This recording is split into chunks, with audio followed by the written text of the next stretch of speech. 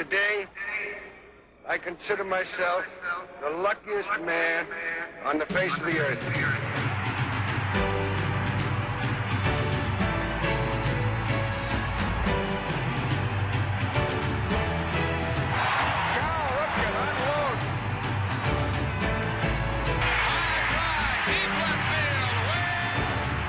Soft liner speared by Cal Ripken. Now it's heating up, and he's steamed, and you can't blame him. He's being way cold, and Cal is safe, and the Orioles win it.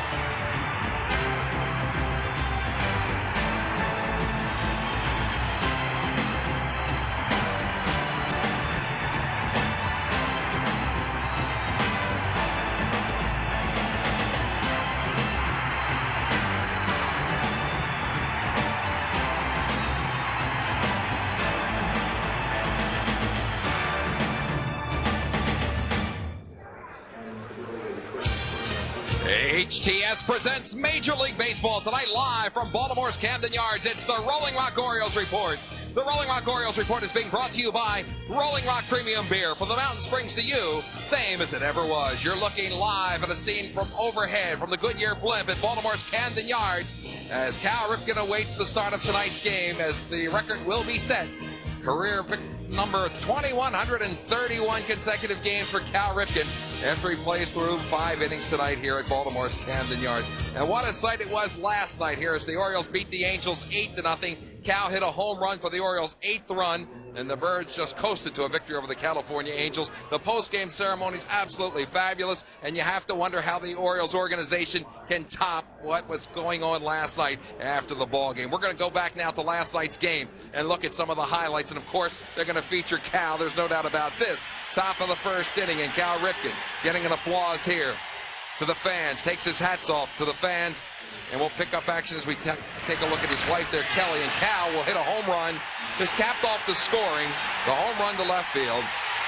His 14th for the season. And they made the score 8-0 Orioles. And this place went just absolutely wild. Cal Ripken with his 14th home run. Bobby Bonilla congratulating him at home plate. 2,130 after 4.5 innings. The ovation was 5 minutes and 20 seconds for Cal Ripken. Then after the game, the ceremonies began, and you can see the flashes going off. Kelly Ripken looking there.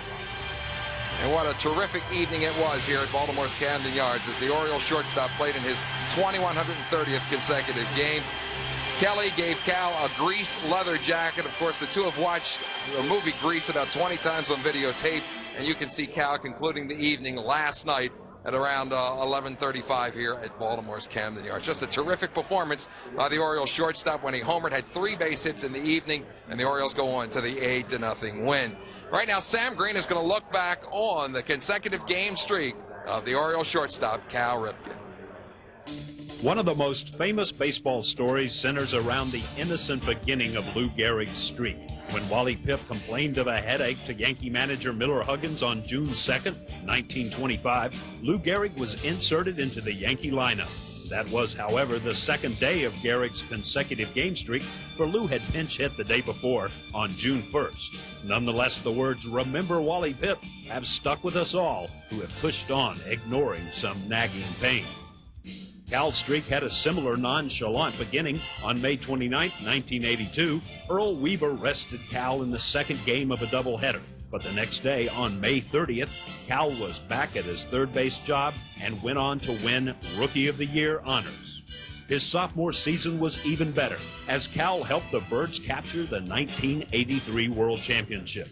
Now at shortstop, the 23-year-old Ripken hit .318 with 27 home runs and 102 RBIs, good enough to become the first Rookie of the Year to win the league MVP honors the next year.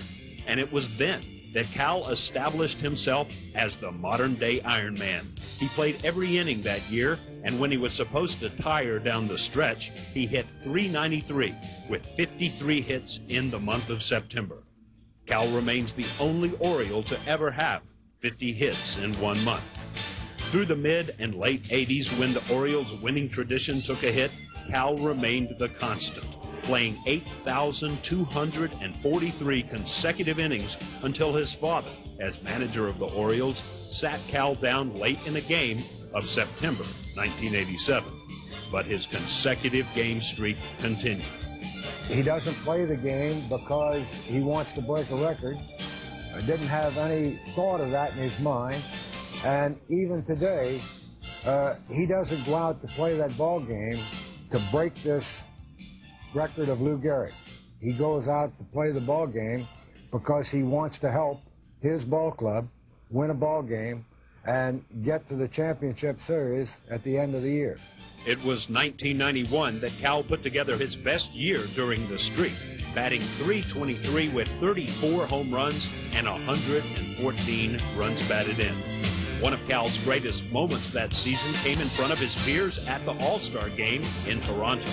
After putting on a monster performance in the home run derby contest, sending 12 balls into the seats on 22 swings, Cal slammed a 3-run dinger off Dennis Martinez to win the game and the All-Star MVP award. As always, Cal remained modest. Well, Dennis has had my numbers over the years in spring training, and he got me out last year in the All-Star game in Wrigley. It was just one of those things. I was just trying to see the ball real well, and he happened to be the guy out in the hill when I got a good swing. So tonight, the man who leads all major leaguers in extra base hits since the streak began in 1982. The man who hit 20 home runs for 10 straight years. The man who owns numerous fielding records, like making only 3 errors in 680 chances during the 1990 season. The man who redefined the middle infield position by hitting more round trippers than any other shortstop in history. And the man who gained everyone's respect by playing the game as it was intended to be played, as he breaks the record that could never be broken, as he passes the Iron Horse. Tonight, Cal Ripken simply becomes the man. The Cal Ripken Show continues in just a moment as he gets ready to start consecutive game number 2131. We'll be back with more as the Rolling Rock Orioles report continues from Baltimore's Camden Yards in just a moment. I'm learning as a hitter. I'm learning the pitches. I'm learning how to hit the ball to right field, how to hit the ball left field, and learn how to look for a certain pitch in a certain situation. So all of that, is helping me become a better ball player, and maybe someday soon I'll be in a big league uniform.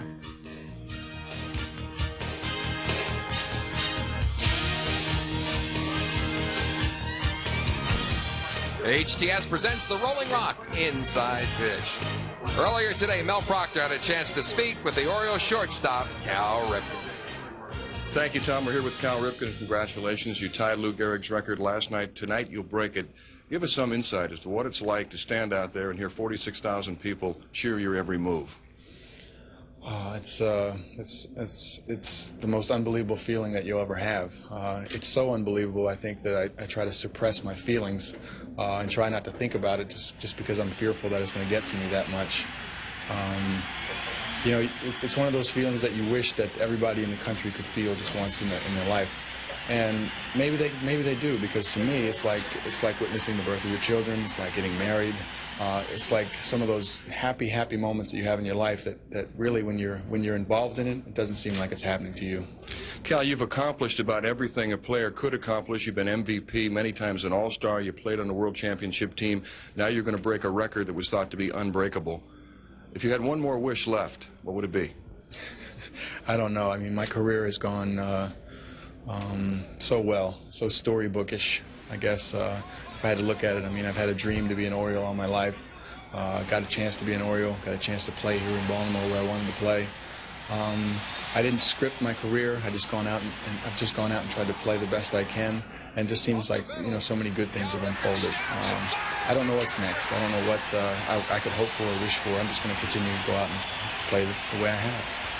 Over this process, the last couple of months, the build up to 2131, have you ever thought back to the days when you were playing Little League ball in Aberdeen out there on a sandlot somewhere? A lot of times during this whole streak process, I think that my whole life has been examined very closely through the media, through going back and interviewing my teachers and my high school friends. And when you read a certain article, you see something that has been said or written, it takes you immediately back to that time. And Little League baseball and high school baseball and your whole life, I guess we as people are who we are based on our experiences. And you know, my whole life's been very good. Cal, congratulations. Thank you. Tom, back to you. Okay, Mel, we're only about 15 minutes away from game number 2131 consecutively for Cal Ripken. We'll be back with more from Baltimore's Camden Yards in just a moment. The question is, how does this compare with the first MVP? I was young and excited and jumped into the big leagues and went to the World Series and had a very good year, and I was named most valuable player. Everything happened so quickly, I don't know whether I understood or appreciated everything that happened. This time around, I've experienced the low points of losing 108 games in the season. I've experienced the high points of winning the World Championship season. So this time around, to rebound and have a really good year and put it together and then to win the MVP award, it's very special this time around. I appreciate it very much. HTS presents the Regan Report, brought to you by New York Life, Health Plus, confidence in healthcare. Here's Orioles manager Phil Regan and Mel Proctor. All right, thank you, Tom. And of course, tonight is a very special night, as was last night. Cal Ripken tonight will break Lou Gehrig's consecutive games record. He'll play in his 2,131st consecutive game. And Phil, you have the official lineup card here. Tell us about what will happen to the 6 copies. Well, primarily, ordinarily these are made out in triplicate. Your one goes to me, one goes to the opposing manager, one to the umpires. But the American League, or baseball, I should say, has made a special lineup card, in that you now have 6 copies. So one goes to me, one goes to Marcel Latchman from the Angels. The umpires have one goes to Cal Ripken. And then 2 go to either to the Hall of Fame or the Babe Ruth Museum. I'm not sure which one, but I know one goes to the Hall of Fame. So there's really only 6 copies of this in the world, and so it's kind of a nice keepsake. When you put together tonight's starting lineup, what went into your thought process? Well, there was a lot of things, you know. I thought of the players, you know. There's a lot of them that they all want to play, and you know, in this game, and even had some of the relief pitchers come in and say, "Boy, I really feel good tonight, Phil, you know, and I want to get in this game." So, you know, I think of that, and I thought, you know, one of my main thoughts was, I thought about it all night long, was that eventually I want to get Curtis Goodwin back in the lineup, but I didn't think it would be fair to him to, in such a game like this, he's only hit live a couple times off the hitting, and so I'm going to play Smith in left field tonight. But you know, Huson, we're going to have him play third, because basically he's a left-hand hitter and he's been doing a good job, and so there's a lot of thought goes into it, and you know, I know every guy on here on this roster wants to play, and as a rule, I don't ordinarily list the pitchers. If you can see on the pitchers here, the starting pitchers, a lot of times I don't always list them because you're not going to be using them in a ball game. But the last 2 nights I've listed them all because I want their names to go into the Hall of Fame, and that's one of the reasons. That's a nice gesture. Think back to last night when they unfurled the banner number 2,130. What was the reaction on your part and in the dugout? Well, there's a lot of emotion, you know, and on our ball club, the guys are standing applauding, and of course the crowd, and it's just really an emotional time, and the guys are really happy for Cal and what he's done, and it's pretty emotional. All right, thank you, Phil, and good luck again tonight. Tom? Okay, Mel, the Regan Report brought to you by New York Life, Healthcare Plus, confidence in healthcare. Time now for the Citgo Power League leaders, and we're going to begin with some interesting statistics about Cal. Over 3,700 Major League players have been on the disabled list during this streak. 517 other players have started at shortstop for other Major League teams. The Orioles have used 30 different second basemen. The most has been Bill Ripken with 659 games. Some other Cal feats during the streak. Major League record 316 home runs as a shortstop. He has appeared in 13 straight All-Star games, an American League record for shortstops, and no Hall of Fame shortstop has a fielding percentage as high as Cal's .979 career mark. That's the Citgo Pride of League leaders. We're awaiting the start of tonight's game for Cal Ripken and the Orioles, game number 2131. We'll be back with more on HTS in just a moment. Baseball immortality. It's what we first hear about on the Little League diamonds across the United States. We're told by our elders of those few men who have left an everlasting imprint on America's great pastime. Our first memories are those of Babe Ruth, the Sultan of SWAT, and his 714 career home runs. But 40 years later, Hammer and Hank Aaron would establish a new mark with 755 career blasts. The Georgia Peach, Ty Cobb, set the standard with over 4,100 career hits. But 6 decades later, Charlie Hustle would enjoy his finest moment in the game. And then there was the Iron Horse, Henry Louis Gehrig, who was the game's most dependable player, evidenced by his 2,130 consecutive games. But tonight, Calvin Edwin Ripken will surpass Gehrig's mark, thus becoming one of baseball's immortals. It's next on HTS.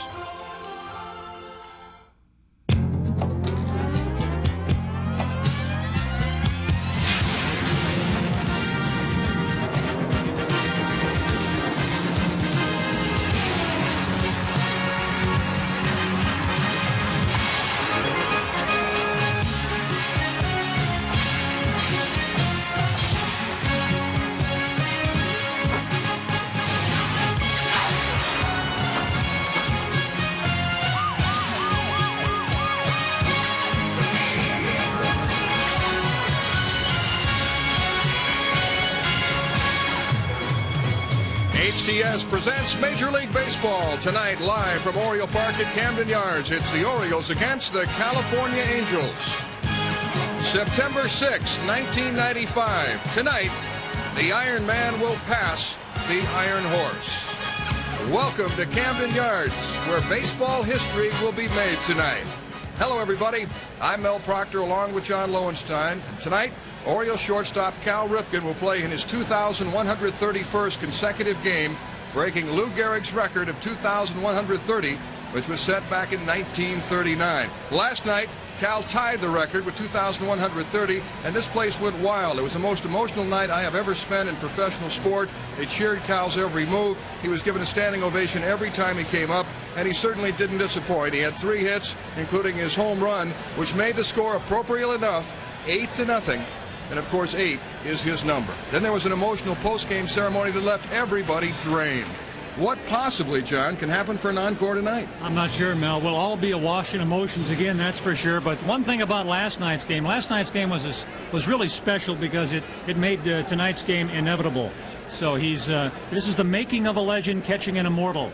And I don't see how in the world we can possibly see anything more special than we saw last night. Obviously, the 4 home runs in 1 inning, 6 home runs for the game, all those runs scored, an 8-0 score to match Cal's number. All those things had their own special merits and had their own particular significance with that game. We'll probably see something entirely different again tonight.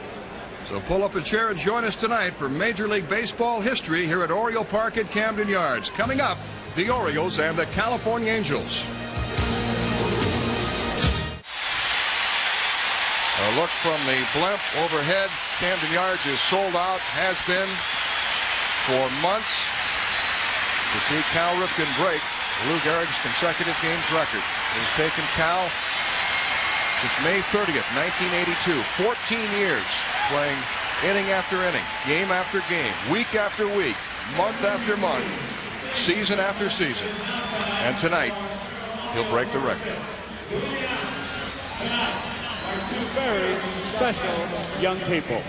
Ladies and gentlemen, please welcome Rachel. In a moment, we should have the first ball ceremony. Cal's 2 kids, 5-year-old Rachel and 2-year-old Ryan, will throw out the first balls.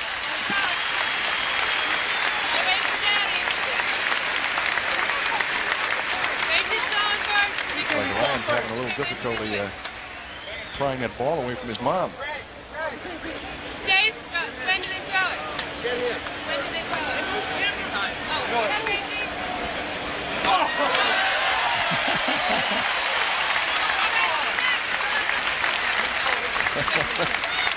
Now it's Ryan's turn. He's more interested in the flip, I think. Let her rip, Ryan. Southpaw. Well done by the Ripken kid.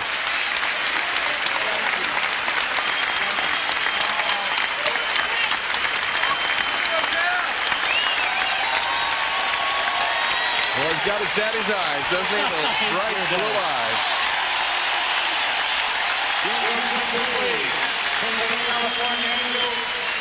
Well, Cal Ripken goes back out to his position at shortstop. Tonight's starting pitcher will be Mike Messina, the Orioles ace, who is thrilled about drawing the starting assignment tonight. It's Ben McDonald recording the action. Mike Messina said, "I don't think it's possible to treat this like any other game. It's a big event for everybody, and I can't treat it like any other game." He said, "4 other guys could have been pitching. It means a lot that I'm the guy." He said, "I've done a lot of baseball playing in my time, not just professionally, but in the amateur ranks and in high school." And I said, "I think this event is going to be 3 or 4 levels higher than anything I've ever done." I tell you, Mel, athletes live to be able to work at games such as this one tonight. And Mike Messina, in really all his wit and wisdom, is one who greatly understands the significance in starting the game tonight.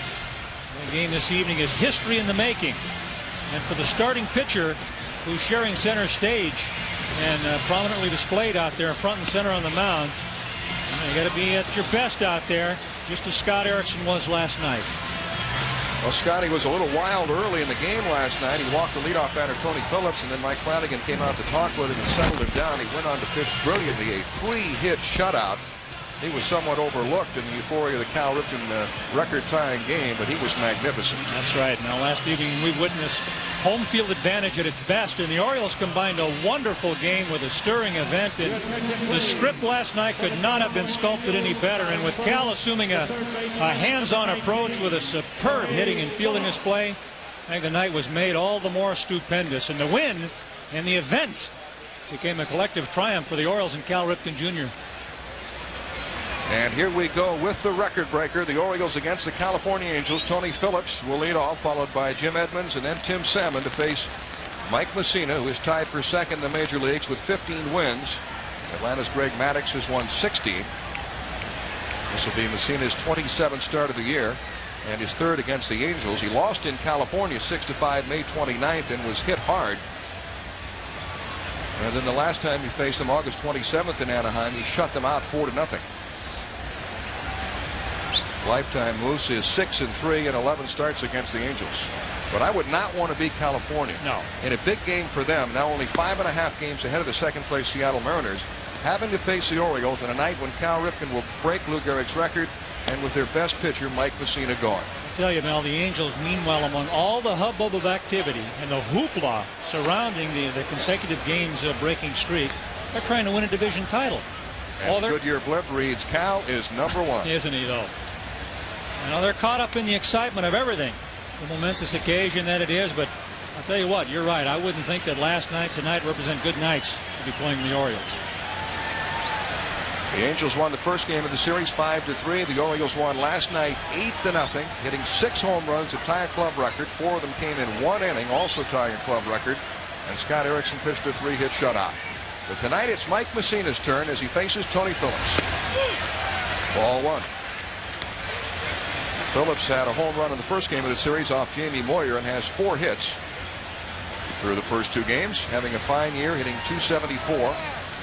And as they did last night, the first ball thrown by the pitcher was thrown out of play, and I'm sure will be taken to the Hall of Fame along with the lineup cards tonight's game.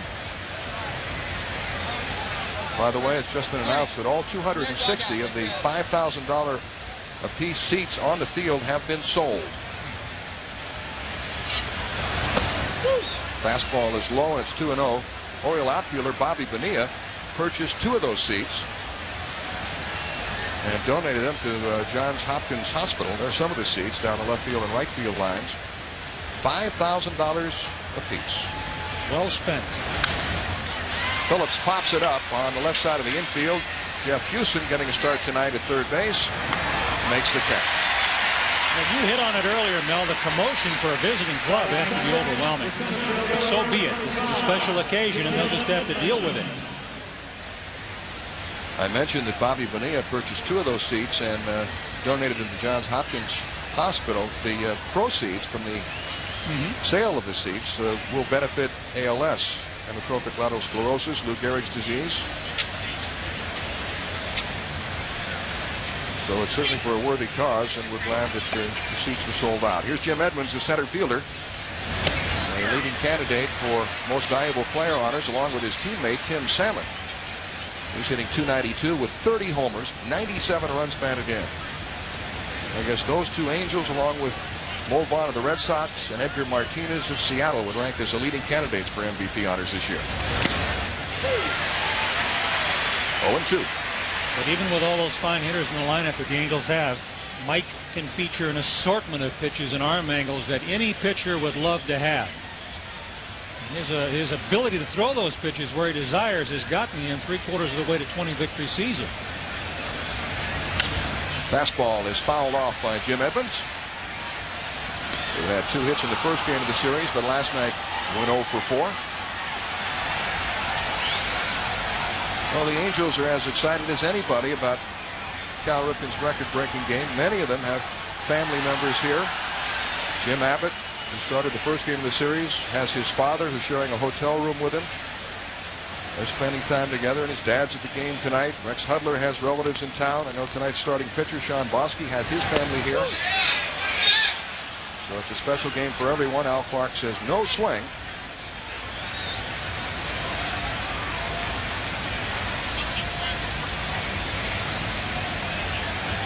I thought one of the most emotional moments of last night's game is when the number 2,130 was unfurled, looking out and seeing an Angel at each position standing and applauding. High fly ball to right field and deep. Back goes Bobby Bonilla to the warning track to make the catch.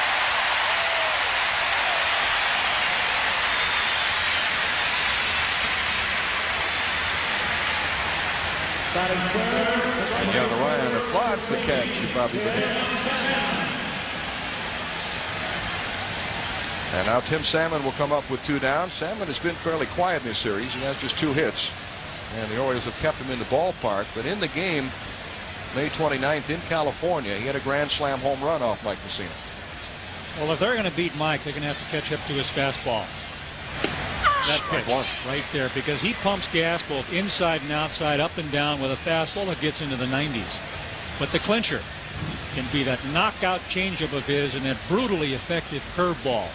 He'll start using those as the game wears on. Another fastball. Remember that game in New York that Mussina pitched against the Yankees when he threw nothing but heat and struck out the side in the first inning. The Yankee hitters kept waiting for him to throw something off speed, and he never did.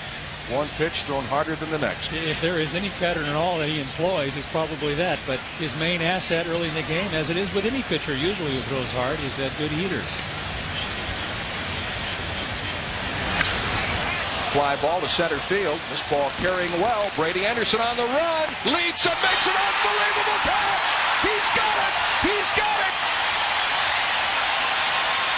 No, it's over the fence. It's gone. It's a home run. I thought for sure he had it.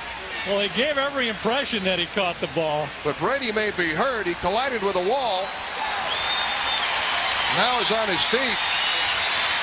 I thought for sure he had that ball. Looked like it went into his glove. Let's see what happened.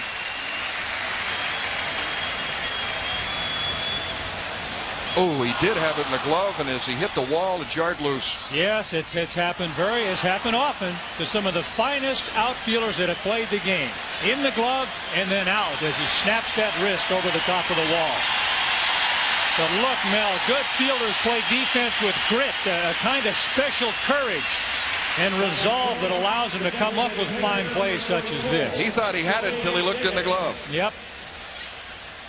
He gave it every conceivable effort he had to catch this ball. He doesn't know until right there. Oh, no.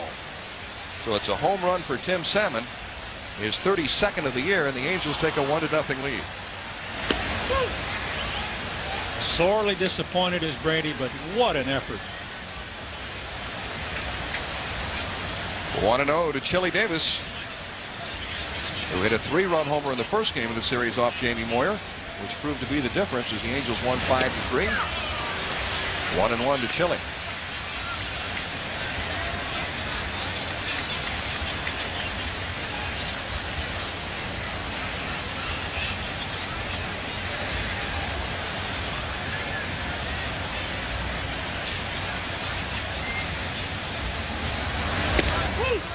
Fastball high and inside, and it's 2-1. Well, this club specializes in knocking the seams off the baseball. And they've hit good pitching. They've knocked good pitching all over the ballpark at times this year. They just recently entered that bad streak a couple of weeks ago. They're due to bounce out of it. Fouled back 2-2 to Chili Davis, and we'd like to welcome the folks online with us tonight on America Online, something we've done twice before with great success, and we'll be accepting questions about the ballgame and answering tonight. The key word is HTS for those of you who have the America Online system. So if you've got a question you'd like to ask us about Cal Ripken or the streak or about the Orioles or baseball in general, we'll be glad to answer. Strike three. Chili Davis is called out on strikes, but Tim Salmon has thrown a little water on the fire with a home run off Mike Messina in the first inning.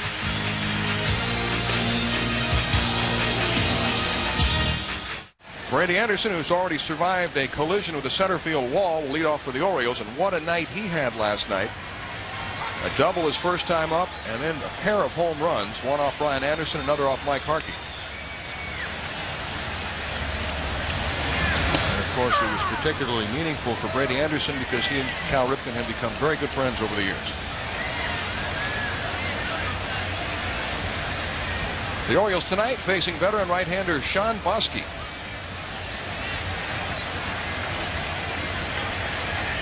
Well, he knows, Mel, it's a privilege to be able to pitch in a game of such magnitude.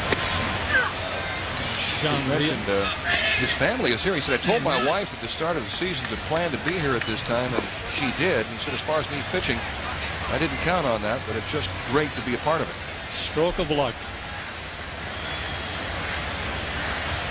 Boston got off to a fast start, then developed some elbow problems, spent a stretch on the disabled list, and recently came off the DL and lost to the Red Sox in his last start.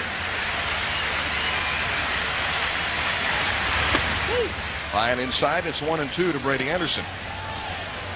Bosky faced the Orioles and Mike Messina in Anaheim May 29th, and he was the winner in that game that the Angels took 6-5.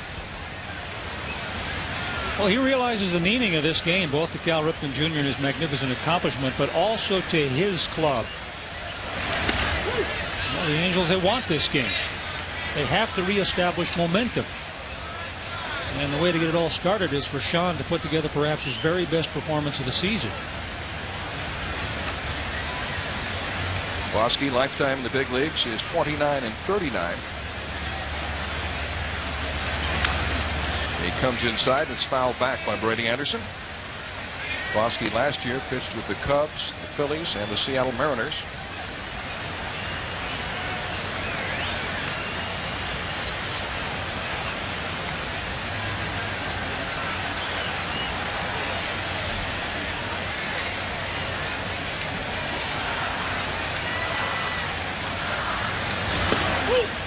Goes to a full count with Brady Anderson.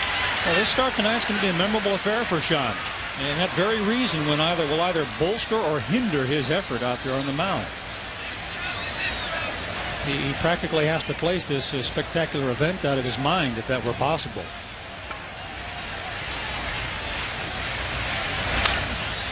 Brady pops it up in foul territory between first and home, and J.T. Snow makes the catch.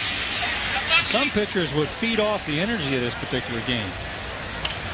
But whatever the case, we're going to find out very quickly. And now Manny Alexander will be coming up to face the veteran Sean Bosky, who is 28 years of age, 6'3", 200-pounder. So first came up with the Cubs in 1990. He's had only one previous winning season in the big leagues. That was in 1993 with the Cubs, and he was 5-3. He comes into this game with a 6-3 record. He's got a lot of pitches: fastball, curve, splitter, changeup, sinker, and he'll need at least 3 of them to win tonight. Fastball is taken for a strike by Manny Alexander.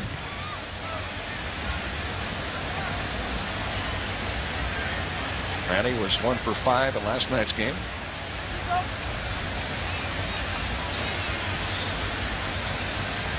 The Angels lead 1-0 on a home run by Tim Salmon in the first inning.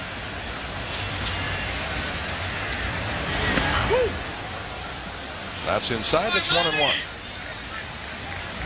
Well, that fastball is going to give Bosky some recognition tonight because it looks like it's got a nice little tail on it. It's moving inside on these right-handed hitters, and it looks like he's willing to pitch inside.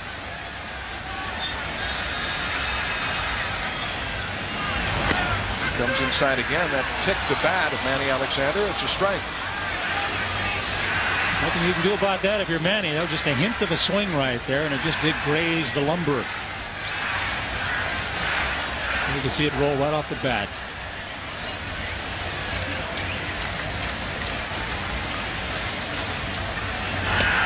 Struck him out with a hard slider. And now there are 2 down with Rafael Palmeiro coming up to face Sean Bosky.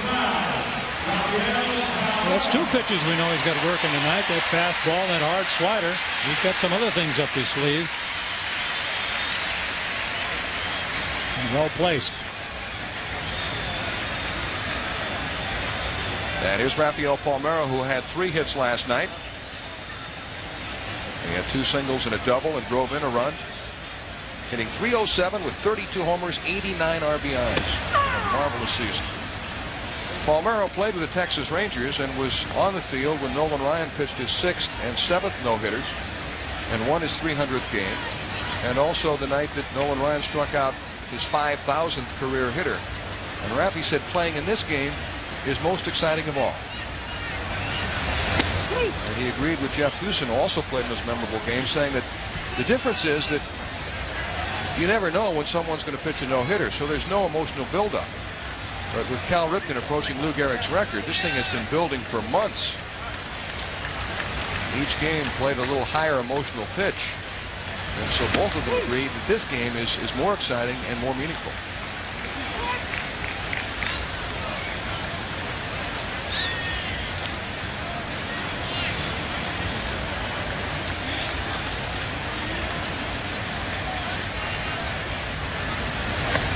Changeup is high.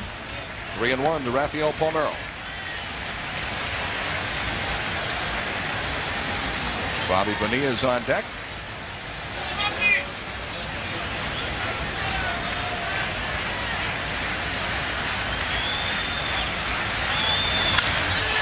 High fly ball, right center field indeed, but way back. Jim Edmonds to the wall. It's gone.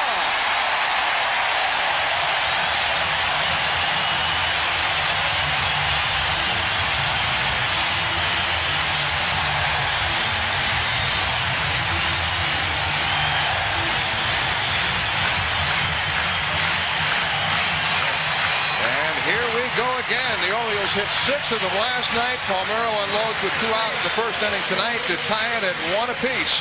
Number 33 for Rafael Palmeiro, within 4 of his career high of 37. I'll tell you what, Mel, when he engaged that baseball with a bat, the minute it took off, you knew it was gone.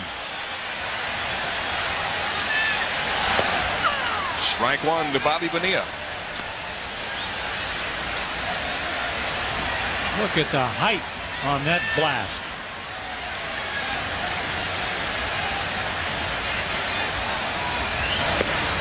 On the corner for a strike, and it's 0-2 to Bobby.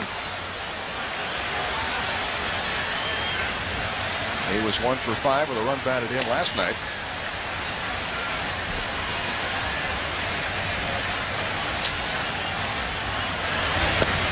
Bosky stays away and gets the strikeout, but the Orioles have tied it up on a home run by Rafael Palmeiro at the end of 1 inning. It's a 1-1 game from Camden Yards.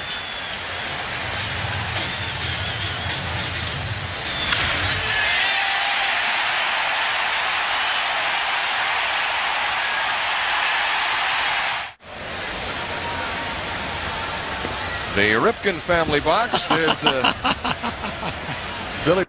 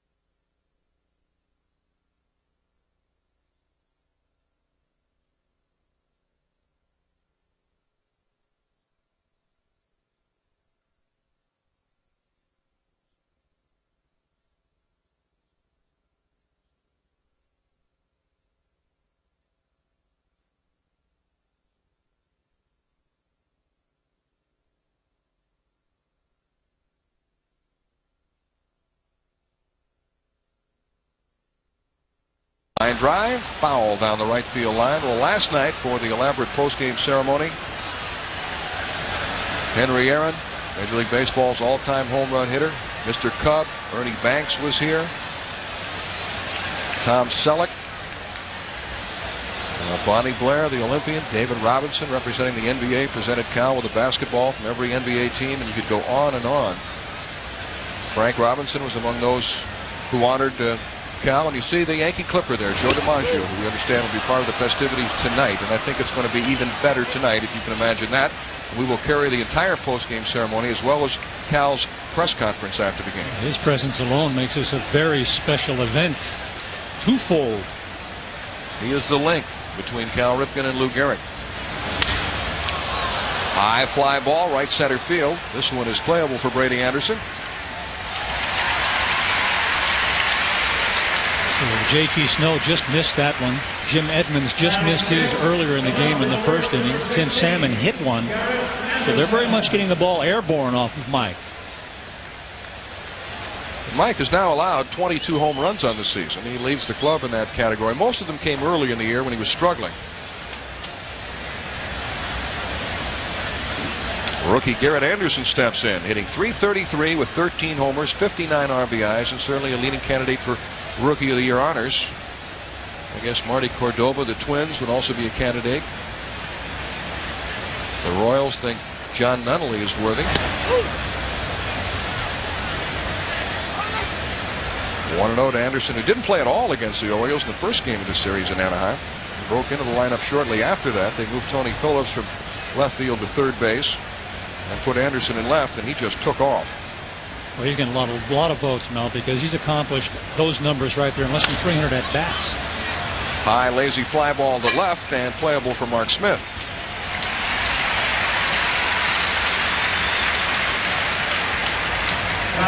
Two down, and Rex Hudler, a former Oriole, coming up. I was visiting with Rex before last night's game. He talked about how special these two games are for him. He and Cal Ripken were taken in the same draft. There are only 3 players still active from that draft, and Hudler is the only one that's here along with Cal. And Rex also played with the Orioles in 1986 and briefly was Cal Ripken's double play partner. And he said he feels that he's blessed getting an opportunity to play with Cal in 1986 and then coming back here for the record tying and record breaking games. He said it couldn't be any better. Now, Rex played in the World Series in Japan with the Yokoto Swallows, and he said the atmosphere here for these two games is the equivalent of the Japanese World Series. 1-1.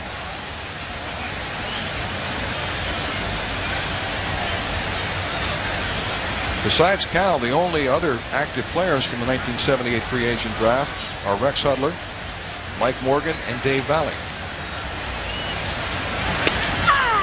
Fastball in for a strike, and it's 1-2. There were 47 players selected ahead of Cal Ripken in that draft, and of those, only 22 of them ever made the big leagues. And Cal turned out to be the best of the bunch.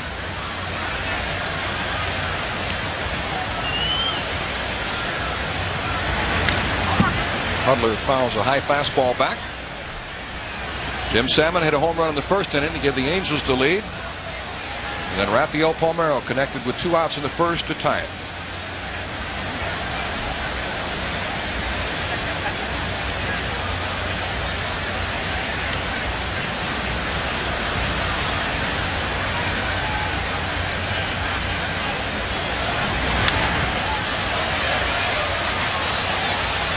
Rex Hudler was with the Orioles at the time they had Alan Wiggins as their second baseman, so he got to play very little that year. The Orioles had made a big investment in Wiggins. Unfortunately, it didn't turn out. Alan had lots of personal problems and unfortunately passed away within the last couple of years.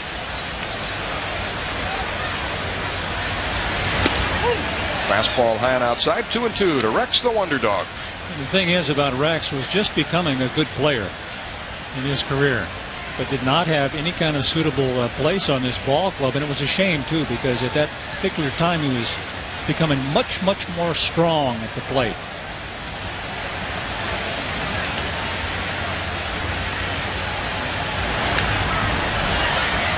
fouled back, we may get one of those commemorative baseballs yet. That one didn't wind up far from the booth. Well, we won't be ducking tonight. Now, I may use you as a shield. We've got Billy Proctor with us tonight. Catch those balls. I'd hate to nudge the president aside to catch a foul ball, but it might occur tonight if he's in the middle of us.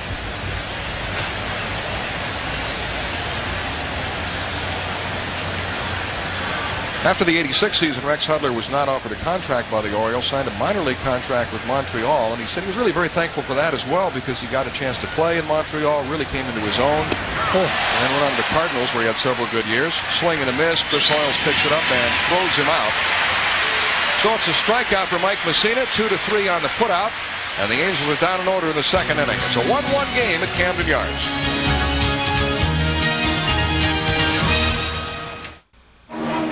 Welcome back to the Cannon Behind the Scenes, right above the Orioles dugout with Jim Gott, who's on the disabled list with the Pittsburgh Pirates, who gave up his first victory baseball last night to Cal Ripken to a great ovation. Why did you do it? I think it needed to be with him. I mean, it was obviously a very big day for me to be able to beat Jim Palmer back in 1982. I told Cal out on the field that I've been watching it for him for 13 years, and I believe what he's done, every athlete, every person here throughout the world respects what he's been able to accomplish. How about from the standpoint of what's been going on over here the last couple of nights now? Obviously, you know, it's one of the biggest events in baseball history. This is the biggest thing in the world. I never thought I'd be part of it. My family and I, we spent a lot of time I mean, last night we spent the last 3 innings of the game with Ernie Banks and Hank Aaron just down talking baseball, and that was a thrill of a lifetime. And it's kind of ironic here as we get ready to start the bottom of the second inning. The standing ovation will be for Cal Ripken. This is who it's for. This is night. Back upstairs to Bell Proctor and John Lowenstein. Our thanks to Jim Gott.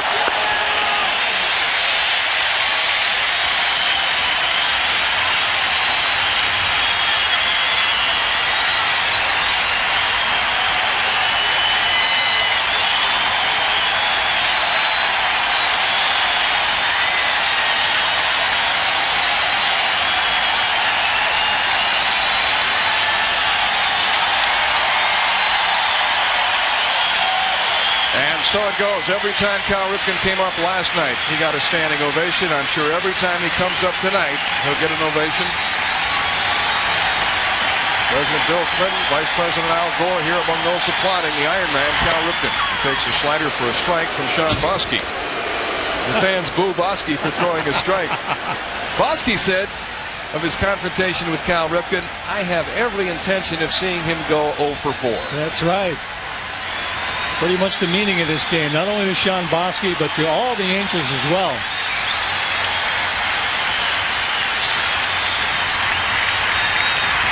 Bosky was also asked what will happen when they unfurl the record-breaking number, 2,131, in the 5th inning, and Bosky said, I'll be standing with everyone else and applauding.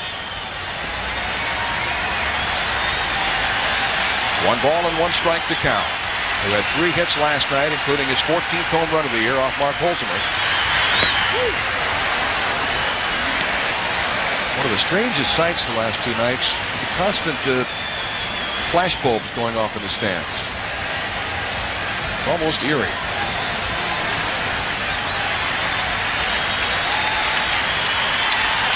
Everyone wants to capture this special moment in time. The flash bulbs going off in the background, that continues throughout the game. Coinciding for the most part with each pitch to Cal.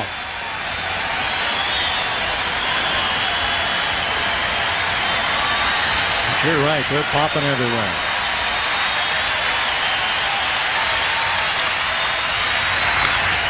He takes a mighty cut and pops it up a mile high. George Fabregas, the catcher, out from behind the plate to make the catch. That's a pretty tough play for a catcher. That was a tester. No doubt about it. That's hit about as high up the chute as you'll ever see one. Look at the vice president on the right. Yes, it was high. Harold Baines coming up for the first time. Baines very appreciative, big part of this record-breaking game involving his teammate Cal Ripken. He probably appreciates it as much as anyone because Harold has played the big leagues for 16 years. He's undergone 6 knee operations, and he said, it's amazing to me that Cal has been able to play as long and as well as he has without sustaining serious injuries. He said, this is a record that will never be broken, and I'm very grateful that I'm a part of it. Well, that kind of comment, Mel, is a testament to the achievement of the one they're celebrating here tonight.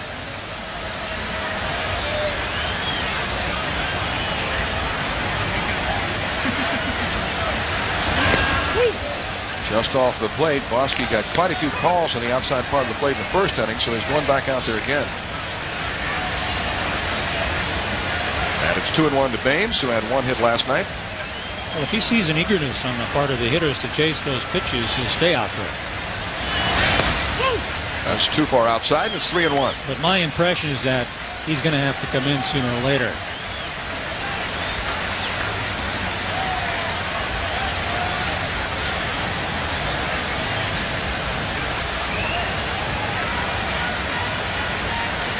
I'm sure is very meaningful for Harold for other reasons, because he is a native of Maryland, grew up on the Eastern Shore, kept his off-season home there all the time he was playing in Chicago and Texas and Oakland. So this has got to be particularly meaningful for him. 3-2 to Baines. Well, now Bosky might not have to come in if Larry Barnett is going to call those pitches out there off the edge of the dish. Because that makes the plate not 17 inches wide, but about 23. He goes out there again, and Baines sends it in the air to left field. Garrett Anderson can't get it. It's over his head. And Baines pulls into second with a stand-up double. And he was thinking along with Sean Bosky, knowing that he was going to go back outside. He just went with the pitch and has a double. He certainly was, Mel.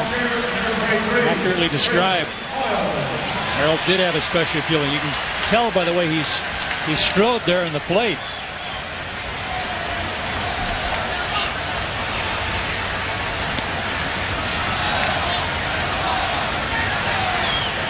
Directly into the pitcher and toward the plate, and that's why that ball whistled out the left. The Orioles have the potential go-ahead run at second base with 1 out, and Chris Hoyle's up.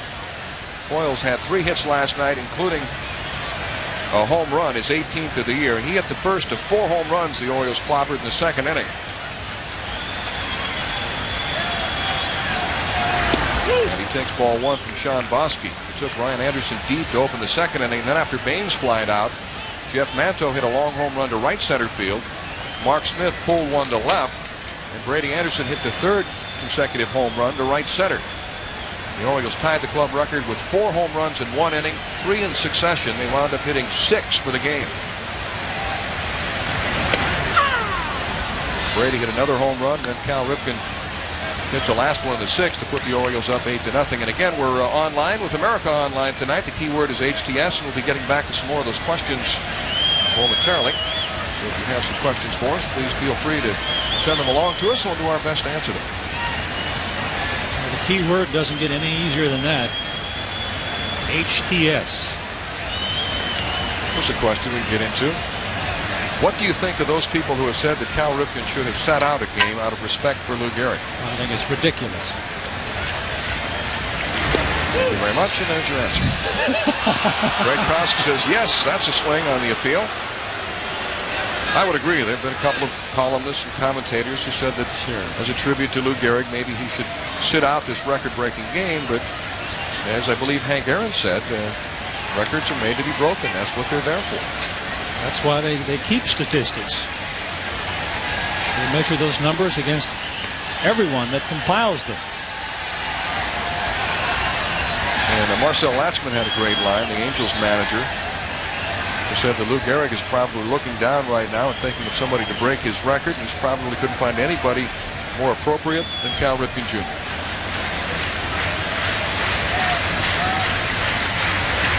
Woo! 2 balls, 2 strikes, and Marcel has witnessed some milestone events in his career. The Angels manager was there for Reggie Jackson's 500th career home run. He also witnessed Don Sutton's 300th victory and Rod Carew's 3,000th hit. He said, I feel very privileged to sign the lineup card tonight.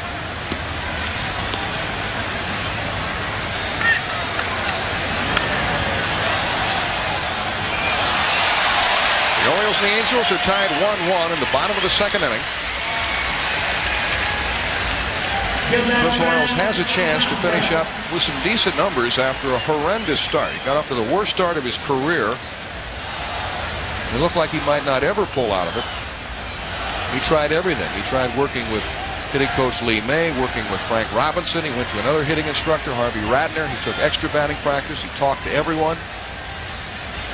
Showed signs of coming out of it before the All-Star break, and then he pulled a hamstring.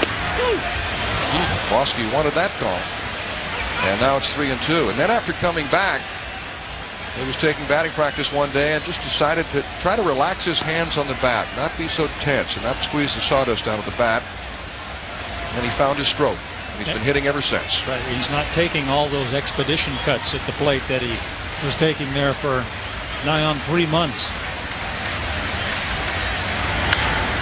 Sharply hit ground ball to Tony Phillips, who stays with it and throws out Hoyles as Baines holds at second. Batting eighth, the third baseman, number 30, Jeff Houston. That'll bring up Jeff Houston.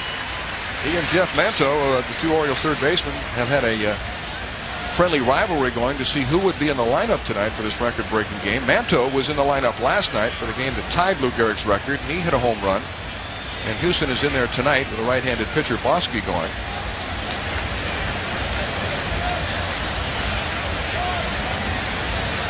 Houston, as I said earlier, was with the Rangers for Nolan Ryan's 6th and 7th no-hitters, and also for his 300th career win. He said this game tonight is more exciting than those. He said players really appreciate Cal Ripken's streak. So the other night when George Fabregas, the Angels catcher, slid into Cal and put his spikes into his foot, he said he thought of when the Yankees' Pat Kelly slid into him several years ago and broke his toe, and he was out of the lineup that quickly. That's how fast it can happen. He's amazed that Cal has been able to endure for 14 years, particularly playing the middle infield.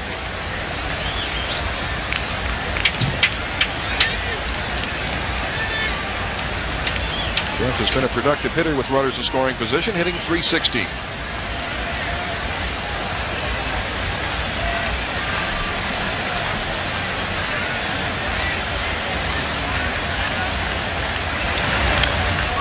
The foul, 1-2.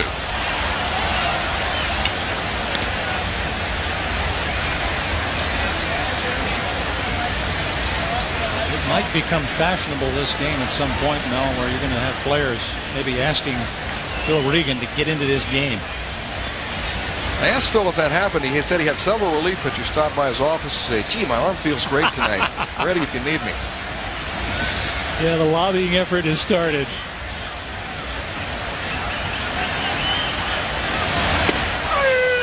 Strike three. Houston is called out on strikes with a runner in scoring position. At the end of 2 innings, the Orioles and Angels are tied 1-1.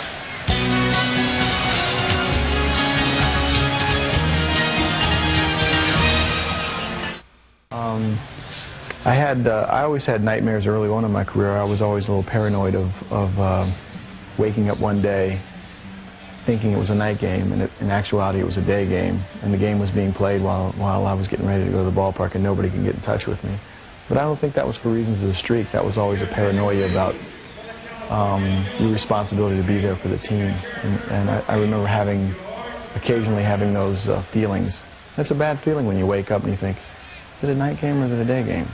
Because when you play every day, you know, you don't look past the schedule. You don't look to tomorrow. And sometimes you leave the clubhouse only thinking, what time do we have to be in uniform tomorrow? And so that's the only thing. And I don't think it's streak related, but occasionally I'll wake up and be a little nervous by not knowing when the game is. That's reminiscent of Steve Garvey's consecutive game streak, 1,207. He had this recurring dream that he was stuck in rush hour traffic in Southern California and couldn't make it to the game. It is a nightmare. George Fabregas leading off the third inning. With the Orioles and the Angels tied 1-1. Fabregas hitting .252. Highly regarded former #1 pick out of the University of Miami. Off-speed pitch is tapped to Cal Ripken. He hits it to the perfect man. The more the merrier. hit to Cal tonight. And wasn't it fitting last night that the final out was hit to Cal on the ground? Last night's game could not have been scripted any better, with Cal getting the final out, with Cal hitting a home run that made it 8-0, since 8 is his number. It all went perfectly. There's shortstop Damian Easley looking for his first hit in the series. He's 0 for 6 and fouls it back. Easley began the year at second base but moved to short when Gary DiSarcina tore ligaments in his thumb, and he'll be out until at least postseason.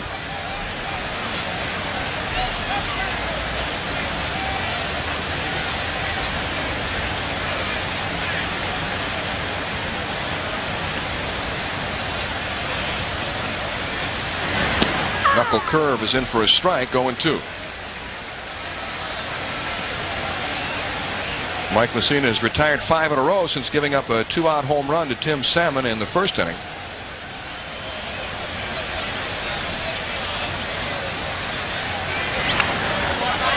Fastball is fouled back.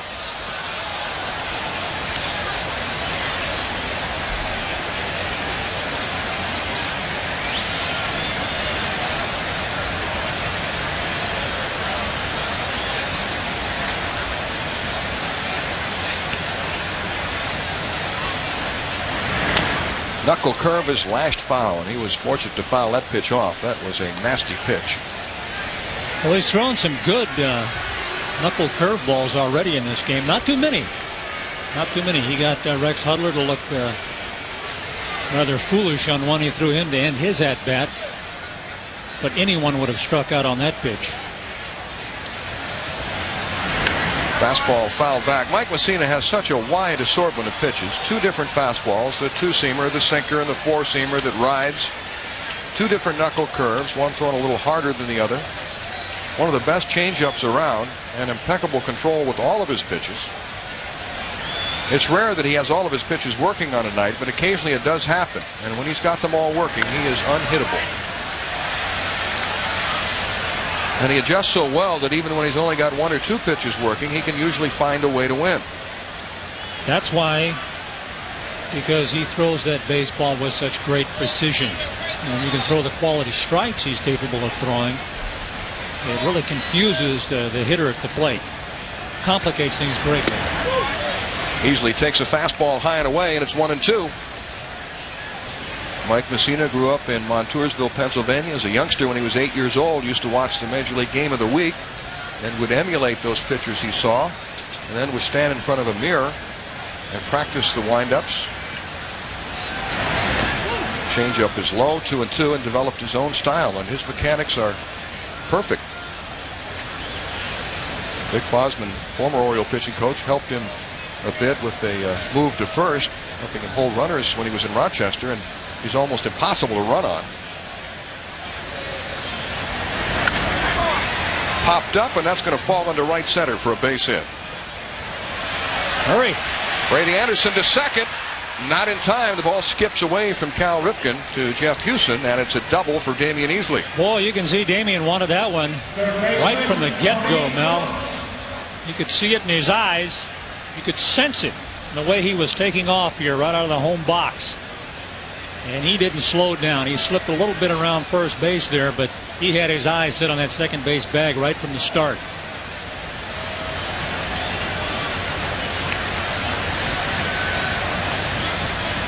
Well, the Angels have the potential go-ahead run at second base with 1 out and Tony Phillips up.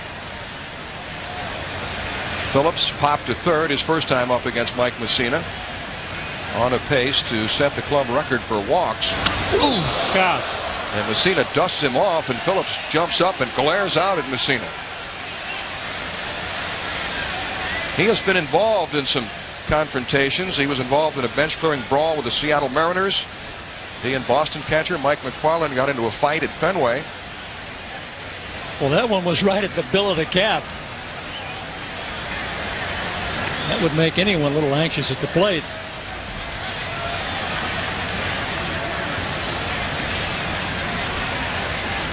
Tony looked like he went through several facial contortions right there when he got up from the dirt.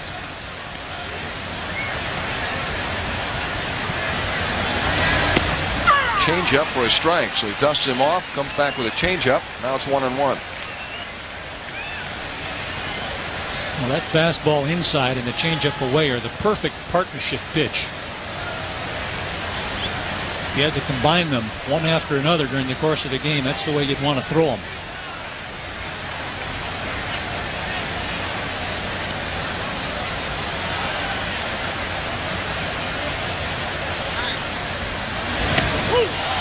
Did he go on the appeal to third? No, says Al Clark. That was pretty low key tonight.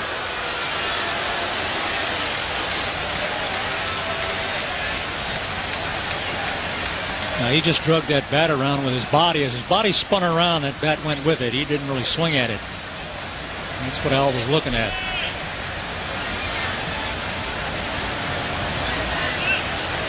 See those veins on his neck pop out. You know, he's eager to put that ball into play big time. He's also thrilled about taking part in this series involving Cal Ripken's record-tying and record-breaking game. He said, that's something I'm not going to see again in my lifetime. It's an astonishing record. He said, being a player who's pretty much played every day for 5 or 6 years, I can see not only what kind of drive Cal has, but what kind of person he is. He says he makes me and every other person look like a utility man. He chases a high fastball, and it's 2-2.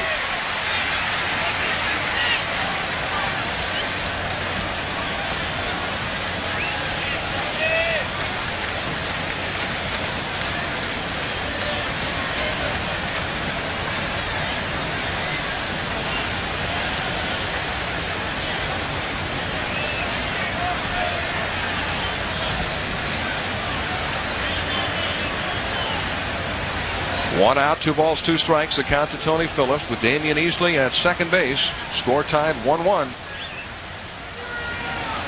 Tony Phillips, who leads the American League in runs scored with 108. A lot of heart, a lot of grit, a lot of determination in that diminutive body of his. Strike 3. And he knew it. No question, Mel. That's the area you want to pitch in tonight. Right out there. Bosky's using that area. Now Messina goes to it. Well, that plate, even that was a good pitch with a tail on it, but that plate is getting wider each successive inning. But that's only about an inch or 2 off. That was perfectly thrown. And now Jim Edmonds comes up with a runner at second base and 2 outs. Edmonds flied to right his first time up. Jim Edmonds gives hitting coach Rod Carew a lot of credit for getting Edmonds' career turned around. Edmonds said that Carew told him to stop wasting at bats.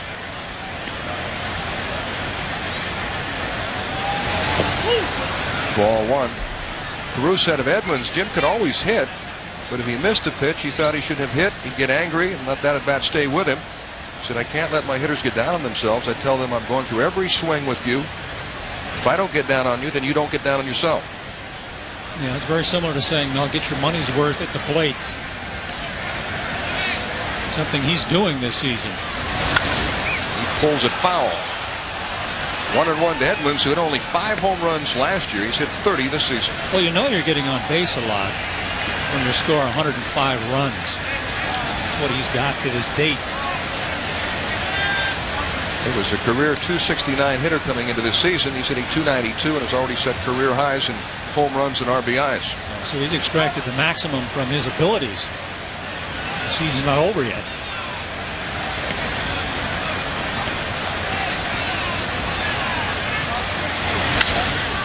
Edmonds hits it in the air to left field. Back goes Mark Smith, twisting and turning to make the catch on the warning track. And the Angels leave a runner at second base. We go to the bottom of the third with the score tied 1-1.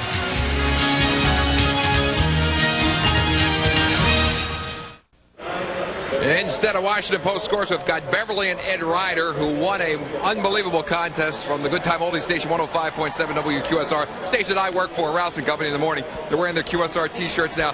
They got the $5,000 tickets apiece. Caller 2131. Now tell us how that all worked out this morning for you. I started at 7:20 when you opened the lines and kept on going, and when the caller was 2100. It took me 75 more calls at redial. And I was the lucky caller. I never got through until I finally won the tickets. And you were at work when you found out about it. Tell us about how you reacted to that. Jubilation, to say the least. I was not available at the radio. I was listening all morning. Got called away at the exact moment that everything went down.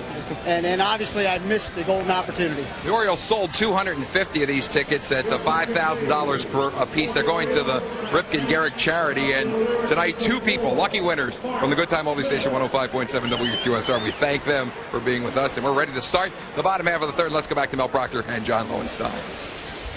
All right, thank you, Tom. And someone keeping track of Cal Ripken's consecutive games, that is quite an undertaking. I would say so. 2,131.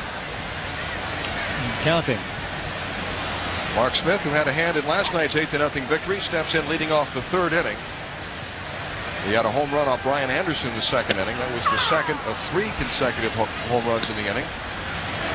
Both of Mark Smith's major league homers come against the Angels. He hit his first off Mike Butcher in Anaheim and then connected again last night. He's had some big games against the Angels. He had 2 3-hit games in Anaheim. And he pops it up back at second base. Rex Hudler takes charge. 1 out. Center fielder, Brady Anderson. Well, let's deal with another question from America Online. Again, we're online with the folks tonight. The keyword is HTS. If you'd like to ask a question, we have many of them. How do you think Lou Gehrig would feel if he was alive today about Cal breaking his record?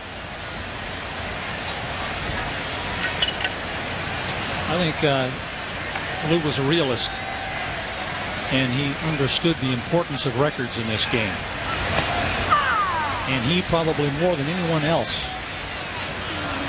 would understand this great achievement that we're seeing here over the last couple of nights. Well, it's a shame we couldn't create our own field of dreams and get Lou Gehrig and Cal Ripken together to find out. But I've done a lot of reading and research about Lou Gehrig, and I would agree. In fact, I would think he would be honored to have Cal Ripken as a teammate. But they were very similar. Both quiet, reserved. Both had a tremendous work ethic. Both were very family-oriented. Lou Gehrig, in fact, dropped out of Columbia University after 1 year to make a living for his family. Of course, we know how close Cal is to his mom and dad, who are here tonight. Both believed in off-season conditioning. Gehrig liked to speed skate. He felt that was the best way to keep his legs strong. Cal plays basketball and lifts weights, has his own gym. And both are very humble. Lou Gehrig was never aware that he was doing anything spectacular until he got to 1,300 consecutive games and was reminded by a sports writer, Dan Daniel, that the record for consecutive games was 1,307. That's when he first became aware of it. But tonight, Cal Ripken will surpass the Iron Horse. But in answer to the question, I think Lou Gehrig would be honored to know that someone of Cal Ripken's makeup is breaking his record. You're right. Cal is more than worthy of this achievement. Line drive to left field. A base hit for Brady Anderson.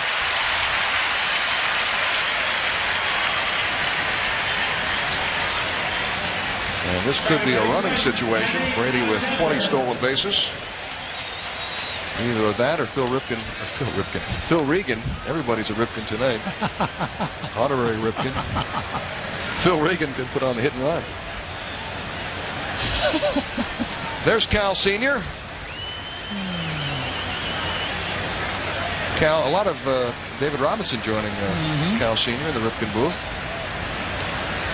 But Cal Jr. gets a lot of his work ethic from his dad. He admits that his dad instilled in him the idea that he had an obligation to his teammates to be out there every day. Throw to first, and Brady Anderson is back. And I think a lot of Cal's toughness comes from his dad. Now, there are stories about Cal Ripken Sr. that are legendary. Mike Flanagan tells one about Cal Sr. when they were in Boston at Fenway Park, and Cal Sr. got hit in the face with a line drive one night in batting practice, right in the face. And Flatty said the next day when Cal showed up at the ballpark, there was no bruise, no swelling.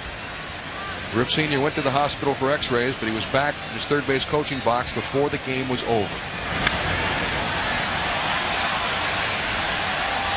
And you know Cal Jr. has been hurt on several occasions, but just plays through the pain. Well, he attributes his quick healing powers to genetics. And Cal Sr. used to pitch batting practice with a torn rotator cuff. Tell me about it. Imagine how painful that is. And throw strike after strike after strike. 0-1 to Manny Alexander with Brady Anderson at first. Manny takes low, 1-1. Manny struck out his first time up.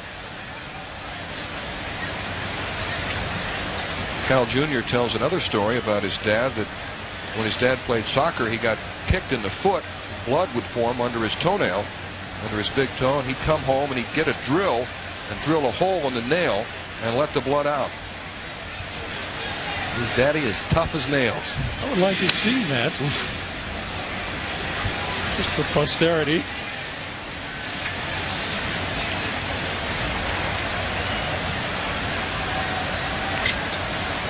Brady Anderson feels that one of the reasons that Cal can play and not get hurt is it doesn't have any ligaments left in his ankles. We talked about getting his ankles taped before every game.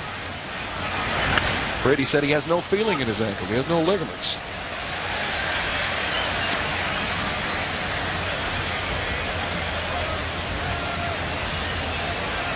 The Orioles and the Angels tied 1-1. We're in the bottom of the third inning with one out. Brady Anderson at first.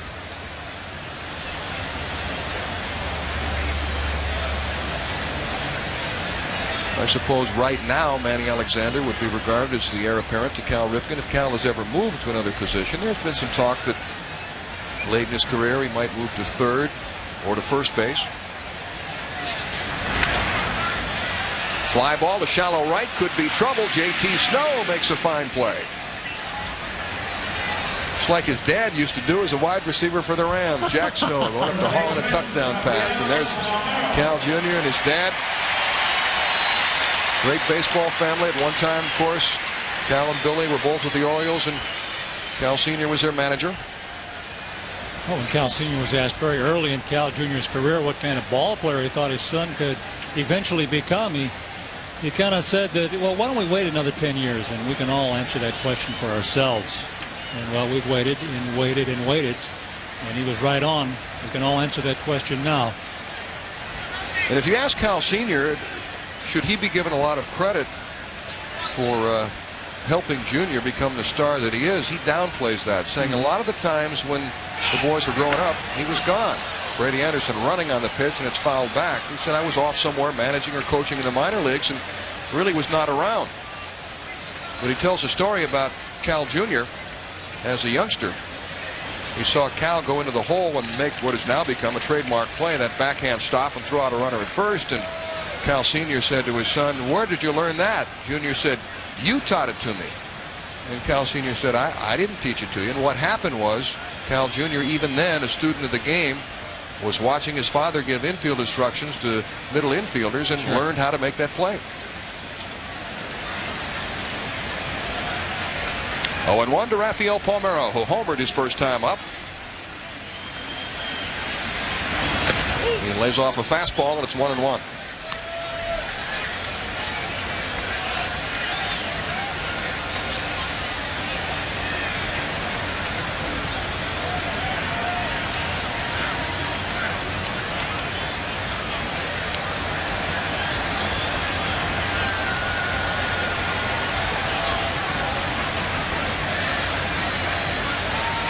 Throw to first, fairly close, and Brady Anderson is back.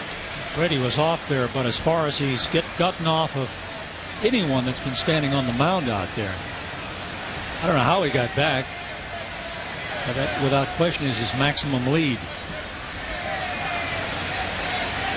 That would restrict my lead. It was a good move on Bosky's part. Brady stretches out a little further. And Bosky throws over again. Well, you can see how quickly that first baseman can slap that tag down on that leading hand.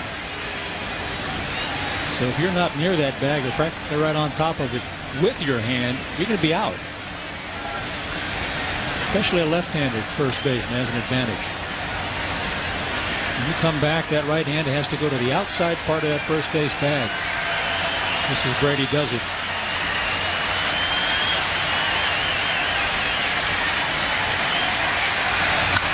Raffy gets under one and hits it a mile high on the right side. Rex Hudler down the right field line gives way to Tim Salmon. And that does it for the Orioles at the end of 3 innings. The Orioles and the Angels remain tied 1-1.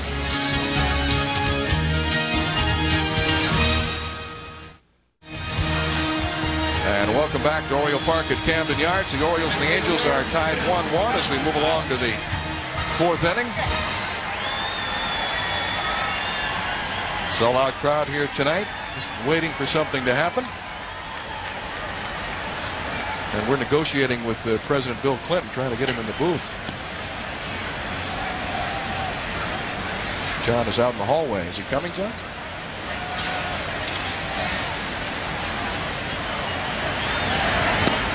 Swing and a miss by Tim Salmon. We were told that the president was going to be on with us, and then we were informed that there was some sort of a mix-up.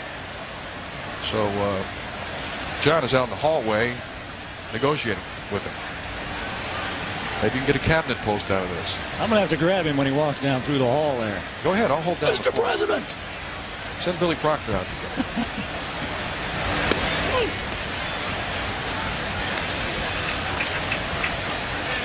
At the moment, he is next door with Chris Wallace and the Nightline people.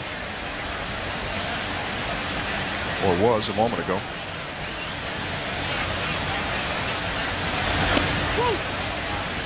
I hollered at him. If he wants our votes, hey. I said, Mr. President, John Lowenstein here. He said, who? That's probably why I went the other way.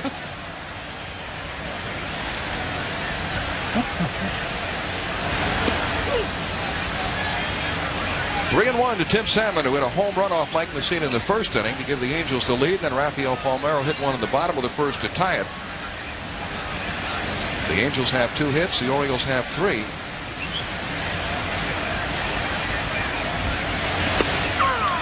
Called strike, 3-2.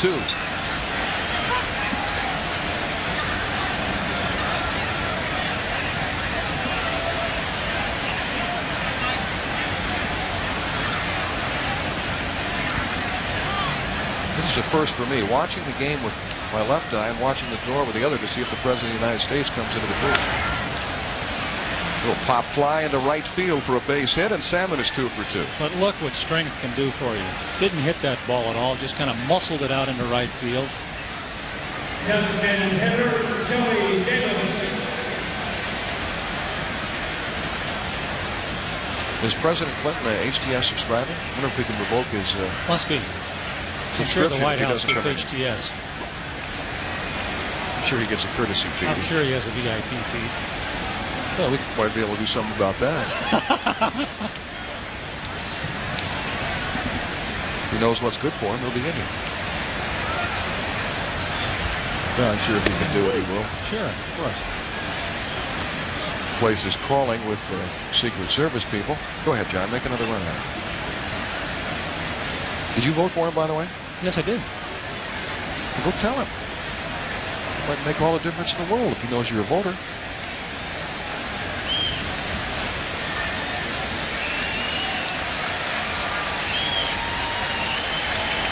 1-0 the count to Chili Davis, who struck out his first time up.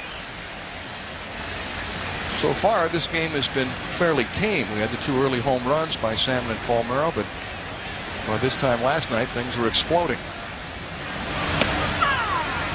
1-1. Last night's game broke open in the 2nd inning when the Orioles hit 4 home runs. Jumped out to a 4-0 lead and never looked back. Went on to win 8-0. What it looks like now, it's unlikely to see a duplication of that effort. See, Bill Ripken is down the stands now. He's one of 30 second basemen that his brother Cal has played with. So you were in that group also, hey, select group. Cal says that Billy is the best second baseman he's ever played with. They just seemed to have an extra sense. They knew exactly what each was going to do, where they were going to be, who was going to cover. Billy is now playing AAA ball for the Buffalo team, which is Cleveland's AAA farm team. Playing shortstop, by the way. Ground ball to his brother Cal. He'll take it himself. A 6-3 double play.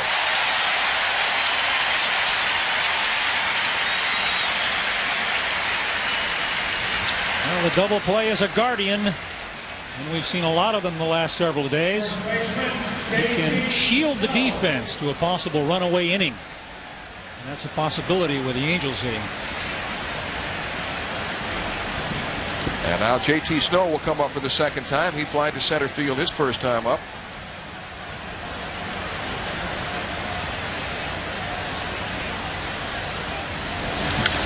Snow goes the other way, and he's got a base hit. Nice piece of controlled bat swinging.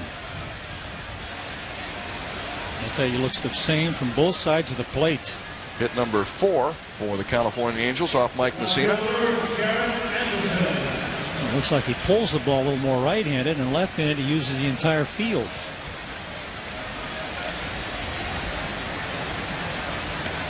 And here's Garrett Anderson, the rookie left fielder, who flied to left his first time up.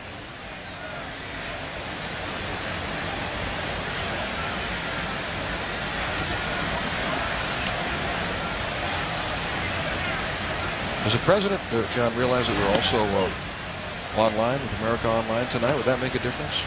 Think how many voters he could reach. That's right. I'm sure it would make a difference. Does he know the key word? He will know it.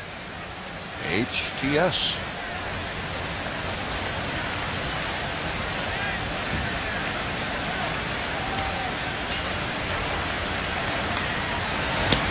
Fastball on the corner for a strike, and it's 1-1 to rookie Garrett Anderson, who began the year as part of the 28-man roster. Then when the rosters were reduced to 25, he was sent to AAA, and then shortly after that he came back. And once he got into the lineup, he went wild. In his first 25 games, he was 43 for 105, hitting .410 with 7 homers and 31 RBIs, and became the first rookie ever to be named Player of the Month, winning that award for the month of July. Well, no, I've watched him very closely, and to me his swing is very reminiscent of the swing that Fred McGriff used to take early in his career. And I think he can develop that kind of legitimate power.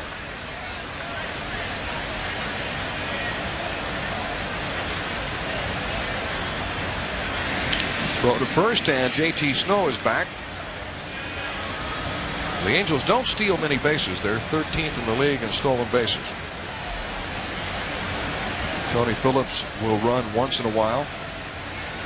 Rex Hudler has stolen 7 bases in 7 attempts.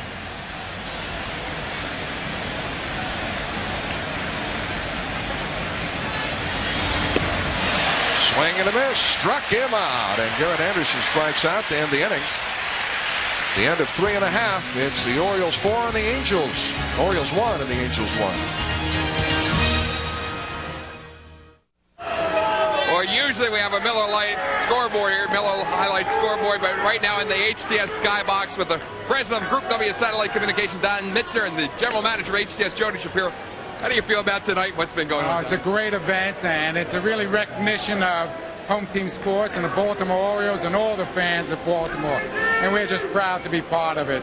Jody, we've been together since '84, and I mean, it just seems like it's all been part of the Ripken era. Well, we've seen a lot of Cal games together, and he's been a fantastic performer.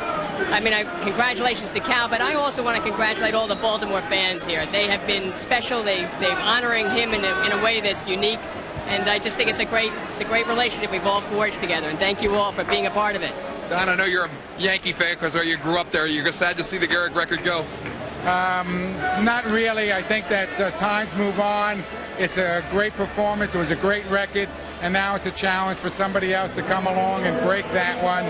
Right now we can relish in Cal Ripken and what he's accomplished. So great job. All right, thanks to Don Mitzner and Jody Shapiro, and let's go back over now to Mel Proctor and John Lowenstein. All right, thank you, gentlemen. Bobby Bonilla will lead off the 4th inning for the Orioles with the score tied 1-1. We can't get the president in here for some reason. Does he know that we're joggers? We play golf. We voted for him. Constituents. I thought for sure you could pull that off. Saw Cal shaking hands with his brother Billy. Cal will be the second man up in the inning. 1-0 to Bobby Bonilla. Look, I'd run down the hall, but there are a lot of funny-looking guys with short haircuts out there. You know, to make any fast moves. Well, those guys with earpieces hanging out of their ears. Right.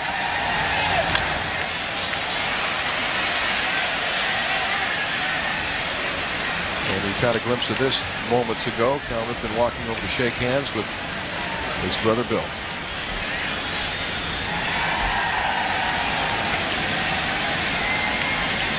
Saw another former Oriole here tonight.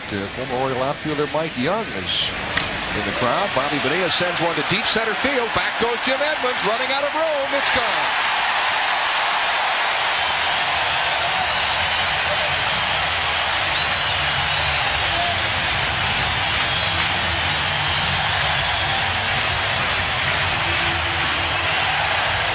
Bobby Bonilla gives the Orioles a 2-1 lead with his 6th home run as an Oriole.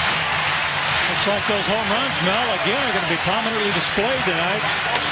That baby took a 3-day junket right there. You're not going to hit the ball any farther than that in this ballpark. Now watch the scramble as the ball goes over the fence as the members of the Oriole bullpen go after this ball like it was a feeding frenzy. Well, it is a feeding frenzy. Everybody wants a ball, especially a home run in this game. Here they come. It's like Mark Eichhorn got it. He did. Never seen him move that fast. And here's Cal up for the second time. He took a mighty swing and fouled the ball to the catcher his first time up. And he takes low ball one. The flashbulbs are popping again. There's a great shot. Great first step by Eichhorn, beating Mike Hartley to the ball. Right, and that's a man on the disabled list right there. He's moving pretty good. Tremendous camera work.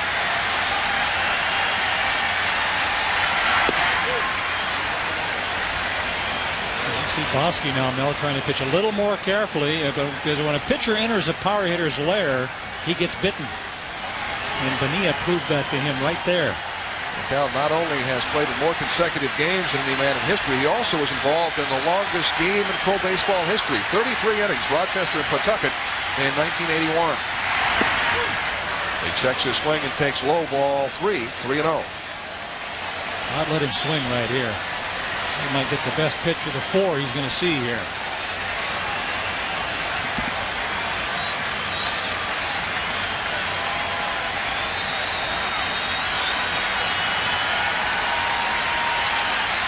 Cal has homered in each of the first 2 games in the series. Took one off Jim Abbott 2 nights ago, Mark Holzheimer last night.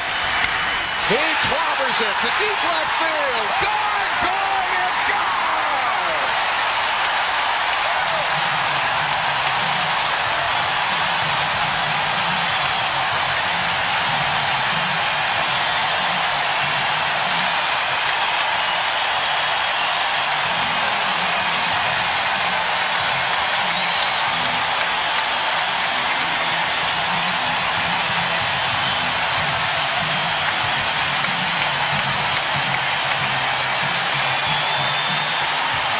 Number 15 for Cal Ripken. He gives the Orioles a 3-1 lead as he hits a 3-0 pitch over the left field wall.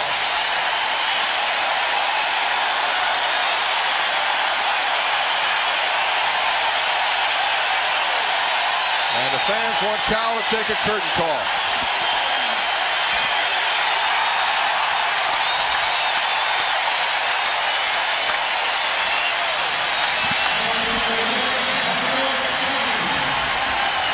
Yeah, boy.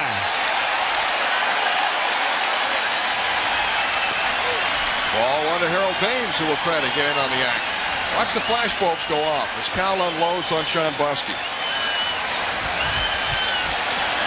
Good timing with all those flashbulbs. Off-speed pitch is popped up.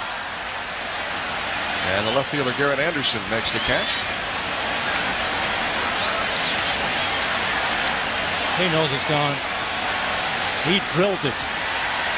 What a moment. Good luck handshake here with his brother.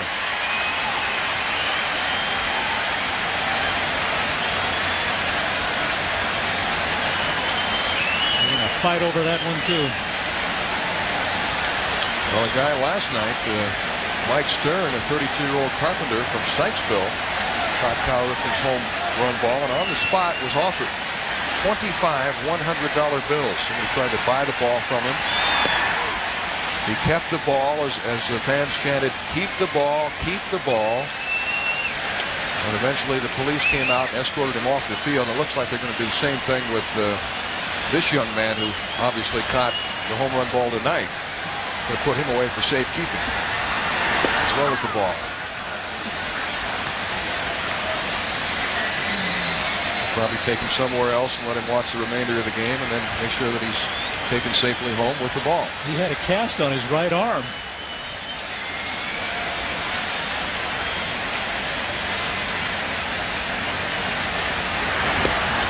Slider swung on and missed. After last night's game, Cal said he would be interested in talking to Mike Stern, trying to work something out to get the ball, and Stern said maybe me and Cal can work something out. So I would imagine they'll get together and negotiate. Well, now he's got to work it out with two people. But the irony last night was Mike Stern said he tried to buy one of those commemorative baseballs in the souvenir stands, and they were all gone. Grounded to third. Tony Phillips is up with it and throws out Chris Hoyles for the second out. But how about Cal making this such a momentous occasion for not only himself for breaking this record, but for everybody in attendance and hitting home runs in successive nights, going after game 21-30 and now 21-31. Remarkable. Definitely a sense for the dramatic. He'll sleep good tonight, I'll tell you that. Jeff Hewson grounds it to second baseman Rex Hudler. And he throws him out for the third out. The back-to-back homers by Bobby Bonilla and Cal Ripken have given the Orioles a 3-1 lead.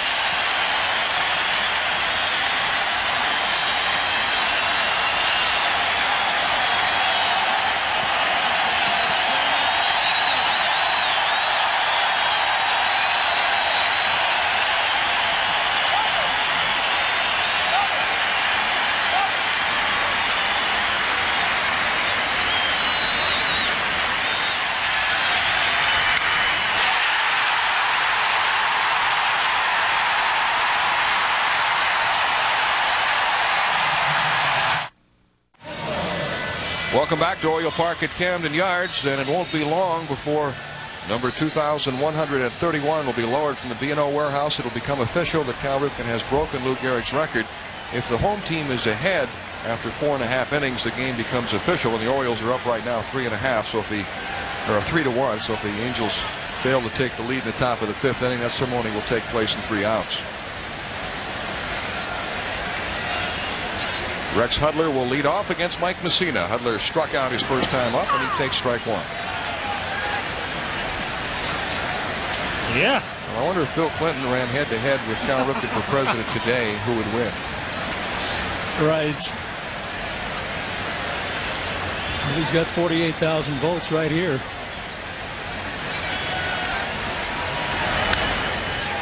Rex Hudler sends a high fly ball down the left field line. 3 Orioles converging, and Mark Smith makes the catch near the foul line. Nice play by Smitty, because when you're running that great a distance, usually you're running on your heels at some extent, and your eyes are bobbing up and down, so you got to keep that mouth shut.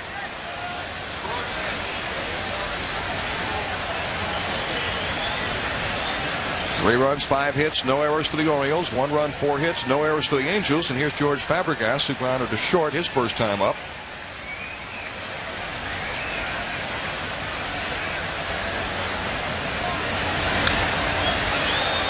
Fouled back into the crowd.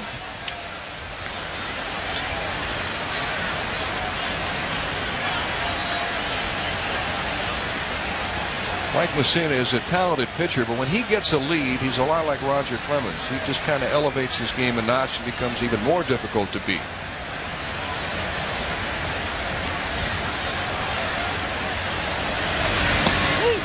Knuckle curve is low, and it's 1-1 to Fabregas.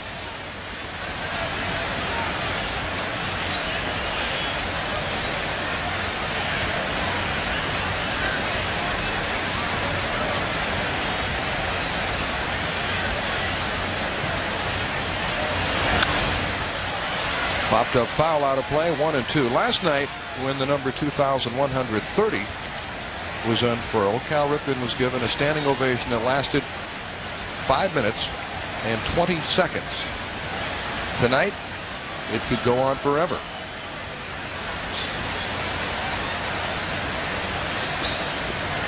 I just wonder how much this crowd has left. I think a lot of these people were probably here last night. If not, then watched it on television. Have to be emotionally drained, just as Cal is and just as we are. Oh, it's going to happen again, though. I bet that.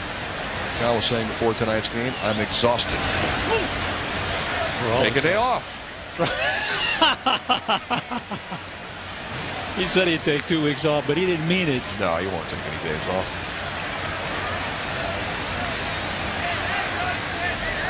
That's one of our questions from one of our America Online viewers. Do you think Cal will take a day off after he breaks Lou Gehrig's record? No. So he said, why should I? I'm a ball player. It's my job. I go out and play game after game. And I think the streak could go on if he can stay healthy for the rest of his career. Exactly what I said last night. The streak could go on ad infinitum. And he's in good enough shape that he could probably play another 4 or 5 years. Certainly. At least.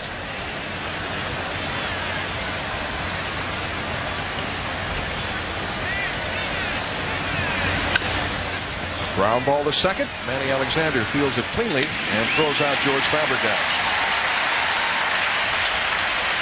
And the crowd begins to respond. They realize that in one more out, the ceremony will take place. All right, everybody coming back from the concessions, and whatever they had to do to gather their seats.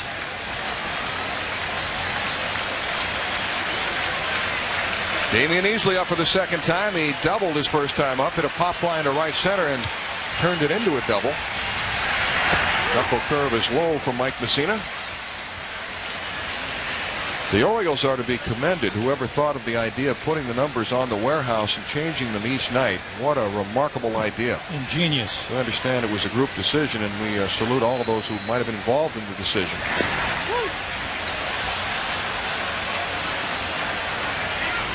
Two balls, no strikes, the count to Damian Easley.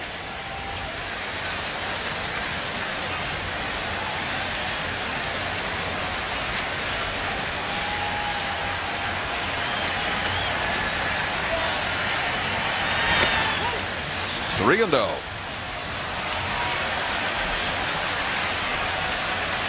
If Easley gets on, Tony Phillips would come up. This is not a man that Messina wants to walk. He's only a .210 hitter. He has only one hit in the series. He's been slumping lately. Well, Moose comes back after him with a fastball. It's 3-1.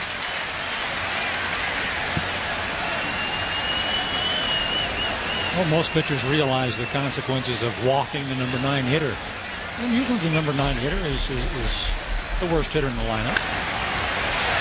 Popped him up. Manny Alexander out into right field. He's got it.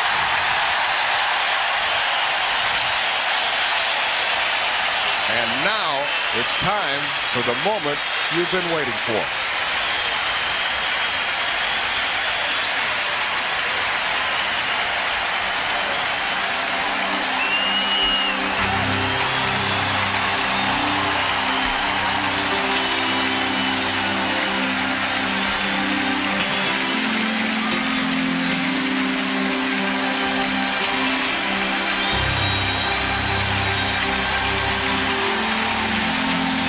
Are running in from the bullpen to the dugout to congratulate Cal Ripken.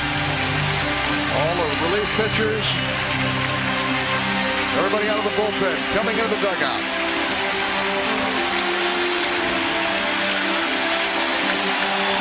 It is official now. Cal Ripken has broken Lou Gehrig's record. The new record set by the Orioles Iron Man, 2,131 consecutive games.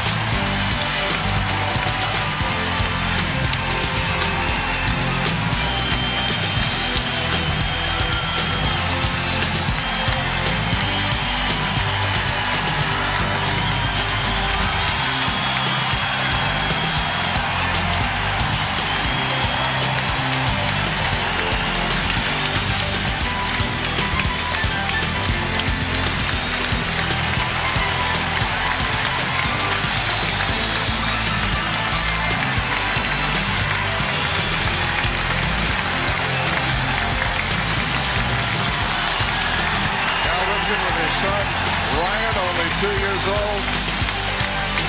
His wife, Kelly, and daughter, Rachel, also there. The Yankee Clipper, Joe DiMaggio, Orioles Hall of Famer, Frank Robinson among those applauding.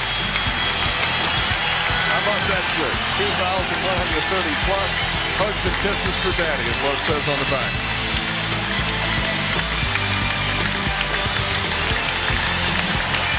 And a kiss for Rachel. What a moment. Brother Billy again congratulating Cal. Orioles General Manager Roland Heeman.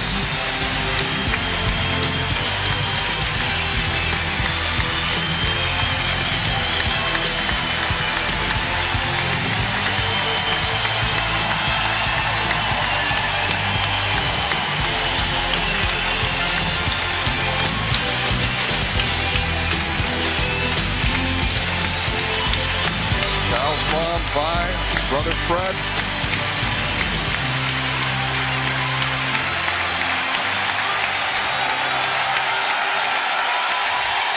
Mr. Cub, Ernie Banks.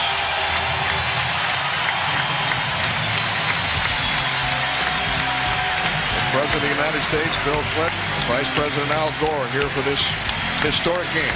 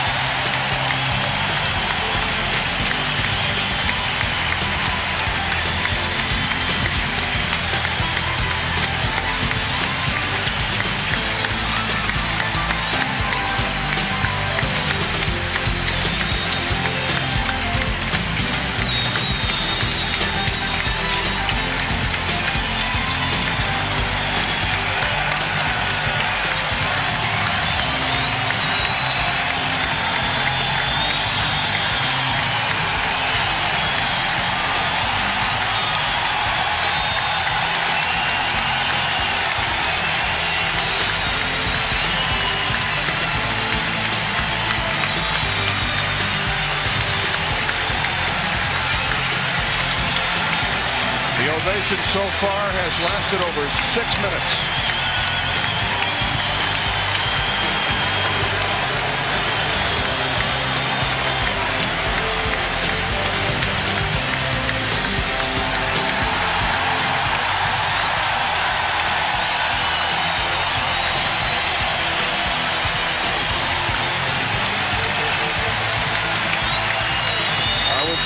Congratulations to Vi and Cal Sr. for a job well done. Indeed. And a proud mama, Vi. What a moment.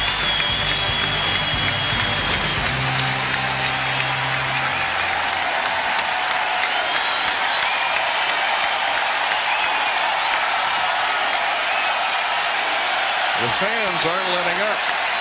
Cal is sitting down. He'd like the game to continue, but no way. Not yet. The ovation has now lasted for 7 minutes. And the proud father, Cal Ripken Sr. A loving brother, Billy.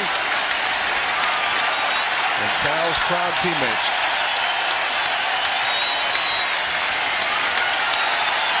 Another curtain call.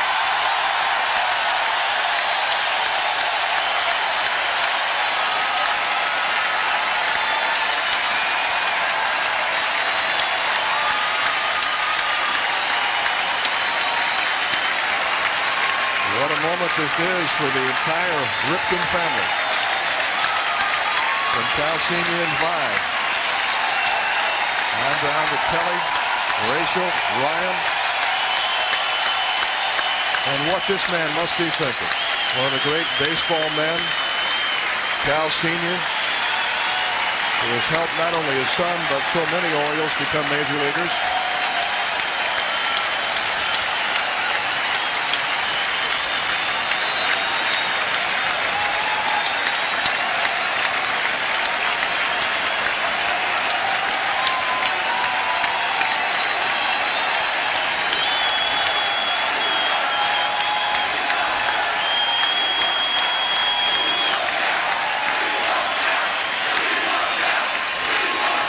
and emotion continue to pour out of his fans. The ovation has now lasted for 8.5 minutes.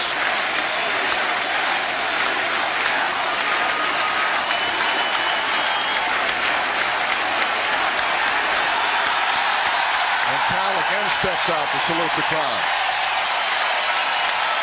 It was his wish, being the baseball purist that he is, that the game not be stopped for the ceremony. But it looks like there's no choice.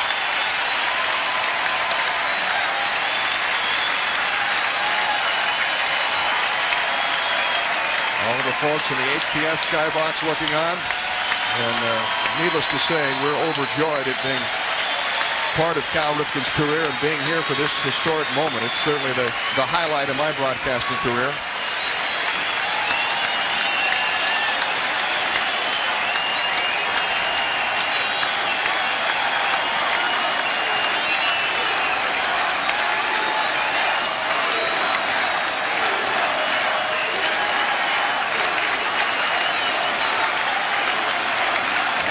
Has now lasted for 10 solid minutes. And some of the fans are chanting, "We want Cal, we want Cal." And here he comes again, being pushed out of the field by his teammates. Rafael Palmeiro gives him a shove. Al Bunbury, his former teammate. And Cal's going to take a victory lap.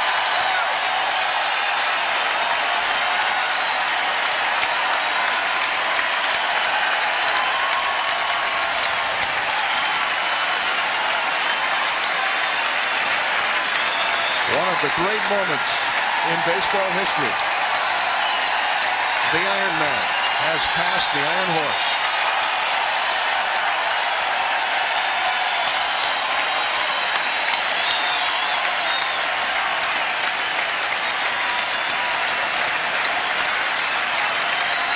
Now shaking hands with all the guys on the grounds crew, waving to the fans. Being congratulated by some of the policemen here tonight.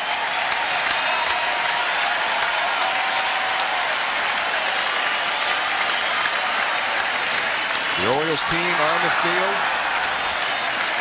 I don't believe any of this was planned. I think this is purely spontaneous. And our congratulations to Cal Sr., his wife Vi.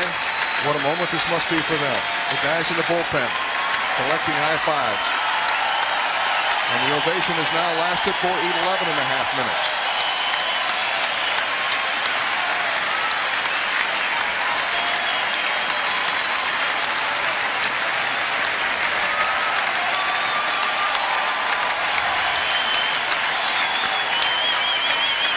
I've seen a lot of things in professional sports, but never in my life have I seen anything like this.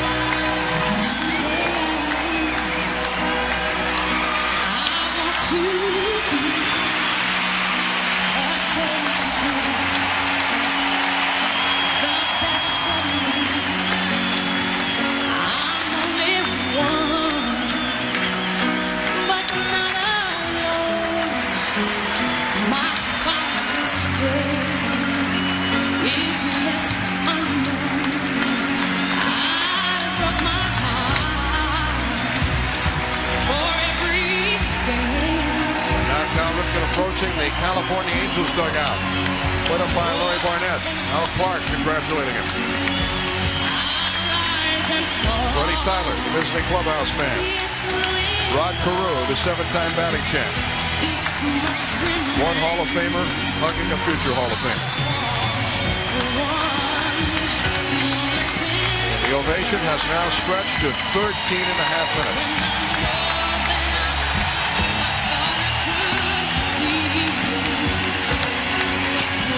Rene Gonzalez, the former Oriole and one-time Cal Ripken's backup at shortstop. The injured shortstop, Gary DiSarcina, who's out with torn ligaments in his thumb. His idol when he was growing up, Cal Ripken.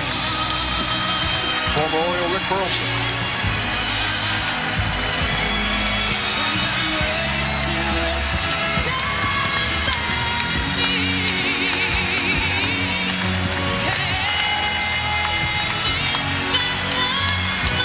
Marcel Latzman and his coaching staff congratulating Cal.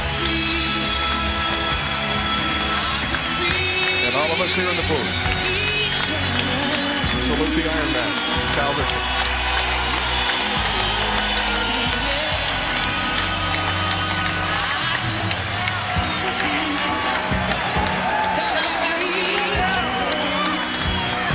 There's an old saying in baseball, if there's no cheering in the press box, we'll make an exception this time.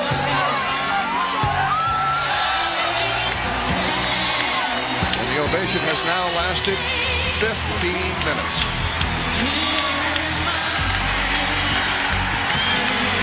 Joe DiMaggio, who played with Lou Gehrig.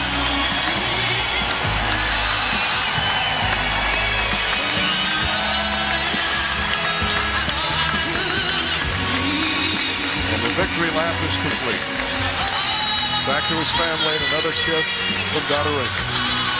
And from his wife, Kelly. It looks like the Clipper has tears in his eyes.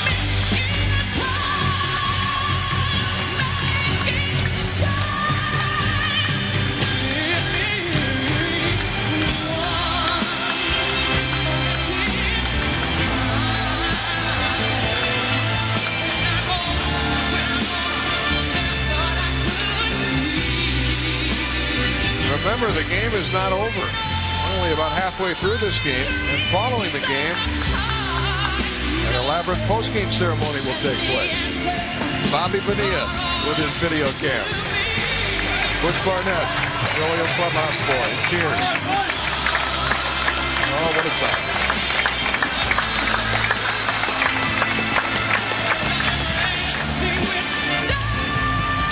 Roland Heeman, his wife Margot, Frank Robinson's wife Barbara. Jeffrey Hammond. He's proud to be playing with a great veteran like Cal Ripken.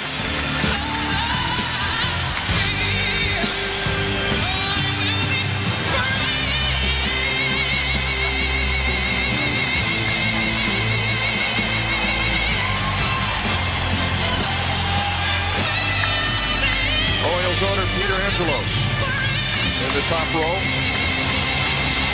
Certainly a wonderful moment for him.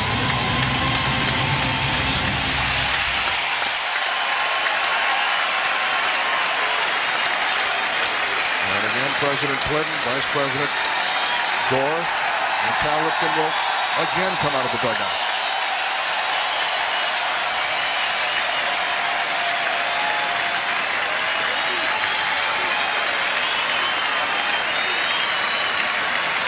He's saying, no more, no more. And the ovation has now lasted for 18.5 minutes.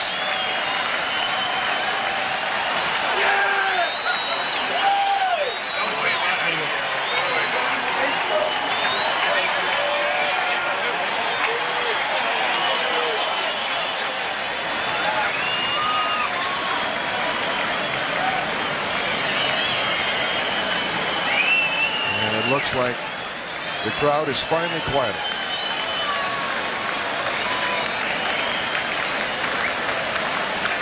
What a moment.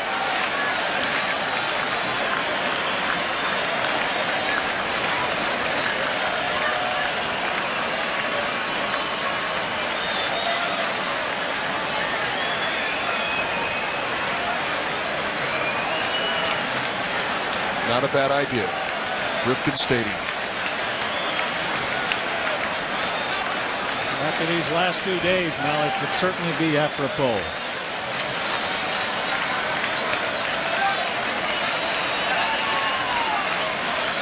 Story has unfolded here, the likes of which we may never ever see in our lifetime again.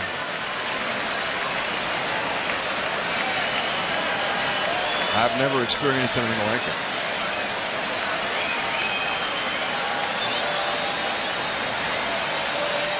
I left early for the ballpark today because I was worried that I might get caught in a traffic jam and perhaps have an accident and for some reason get here late. That was at 2 o'clock this afternoon, by the way.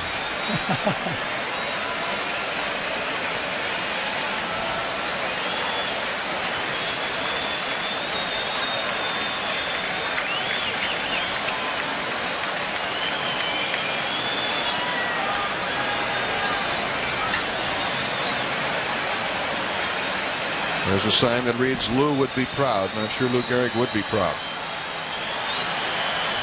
On Lou Gehrig's plaque in Yankee Stadium in Monument Park, it reads, and I'm paraphrasing, "This record will never be broken." It has been tonight.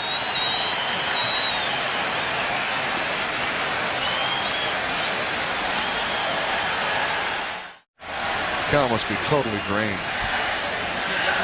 Emotionally exhausted.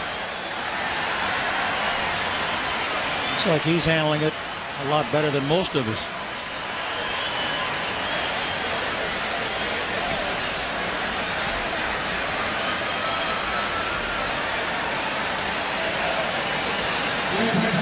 The ovation tonight lasted 22 minutes and 15 seconds. An experience none of us will ever forget. And it corresponds to the magnificence of the event. And oh yes, there's a game to play. And play will resume with Mark Smith coming up. Bottom of the 5th inning. The Orioles lead 3-1.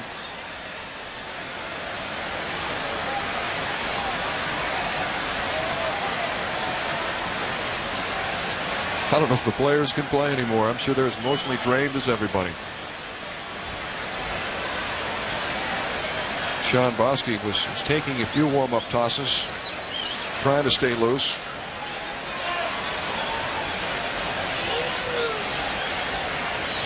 And now we're ready to resume.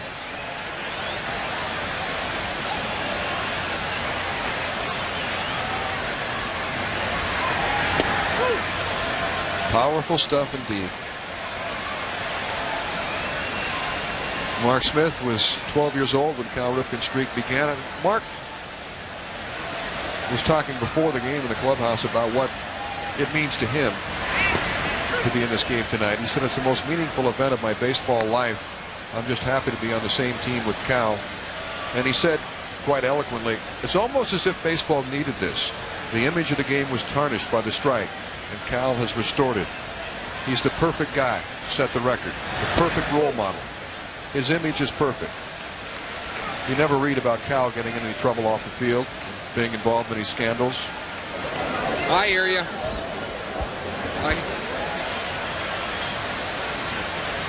And if ever baseball needed something like this, it was this year. Three balls and one strike to Mark Smith.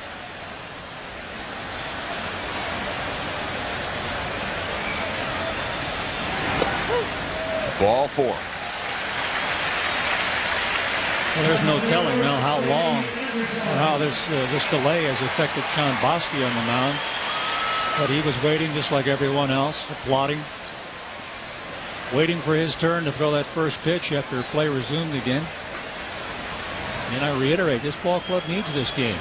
So they're going to be very much into this event now. Brady Anderson up for the third time. He has fouled at the first baseman and singled.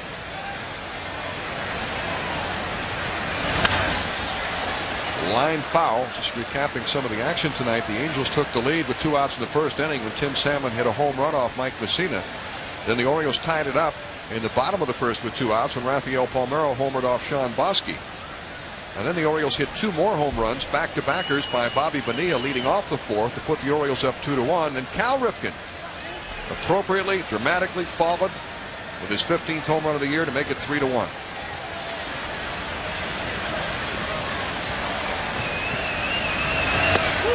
Fastball is high and it's 1-1 to Brady.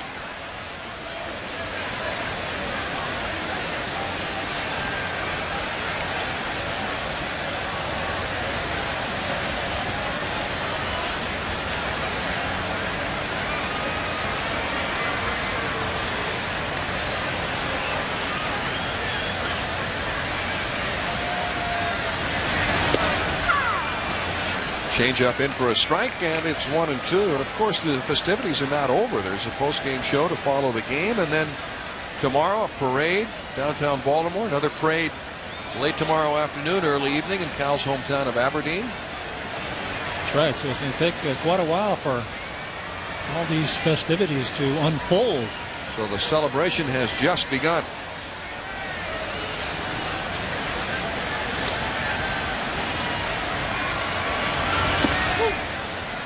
Two balls and 2 strikes. Mike Bilecki, who is from Baltimore, from Dundalk, warming up in the bullpen.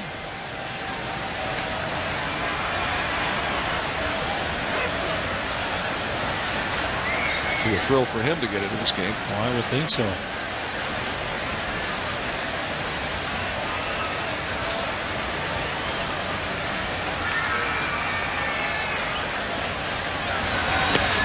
Swing and a miss, struck him out. But if it's up to Sean Bosky, he's going to be the only one pitching tonight. That's a 4th strikeout tonight for Bosky. And hasn't he stayed out there on the outside part of the plate real well?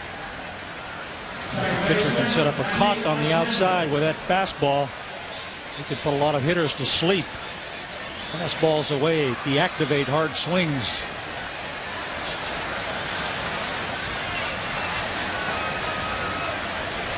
Here's Manny Alexander, who has struck out and fouled to the first baseman. Look out, almost. Mark Smith was leaning towards second, nearly got picked off. Well, that throw would have been down there near the dirt. He would have been out.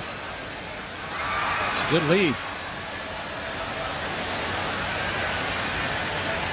Well, I look at Bosky's movement. I think he's got a good one, but he hasn't got any of those runners yet, and they've been off their 15 feet.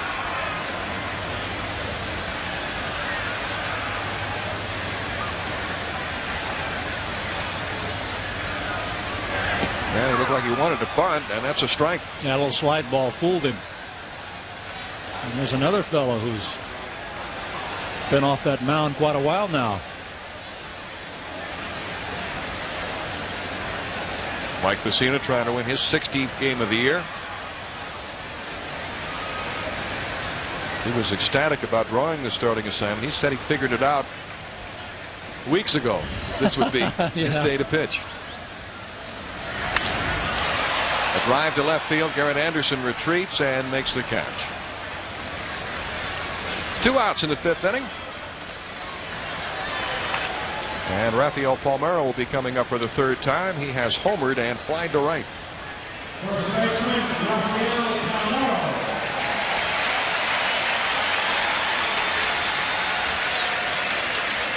We've got 350 online with America Online this evening. Is that right? Maybe we get back to some of these questions. And we'll do it the next half inning when we can start fresh. Oh, here's one. How many consecutive games did I play? I would say less than 50. Less than 50? Yeah, I might have hit 50 with Cleveland, but pretty much using a platoon role here. But that pales in comparison. Almost hate to mention it. Well, don't feel so bad, because the next longest streak among active players, the Cal Ripken streak of 2,131 games, is a mere 234 by Frank Thomas of the White Sox. Right? Would not have suspected that. I would have thought someone would be up in 400 somewhere.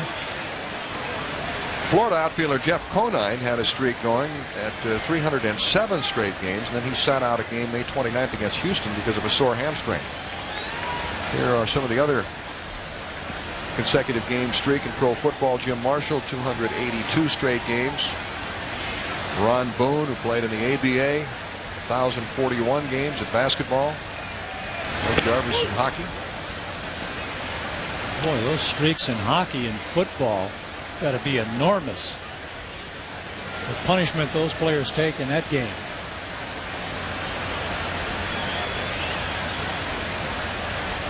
Running up and down the court all game long in basketball, something Cal knows something about.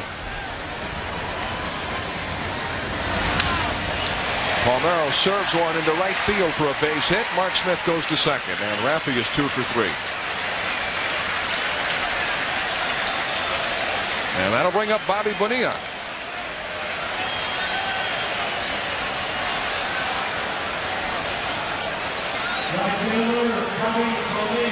See if we can get to another question. Here's a good one. John, what is your most memorable moment playing with Cal? I think watching him catch that final out in the '83 World Series when he snapped it to his chest. It was a display of finality, and that just rings true to my vision like none other. Funny, the things that stick in your mind as opposed to what other people might think. But everyone who's a baseball fan who's watching that year must have remembered that final out.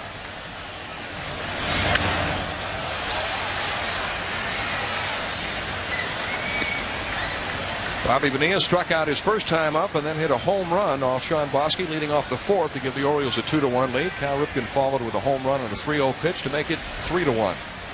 Here's one. John and Mel, how much would you have paid for Cal's home run ball last night?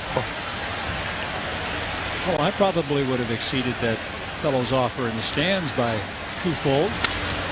Ground ball to third, right through Tony Phillips. Mark Smith is held at third. The bases are loaded.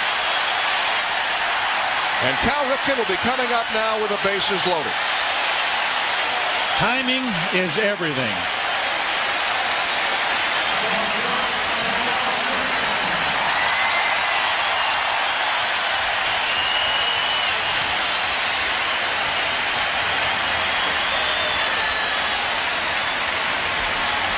An error will be charged to Tony Phillips on the play, allowing Bobby Bonilla to reach and load the bases.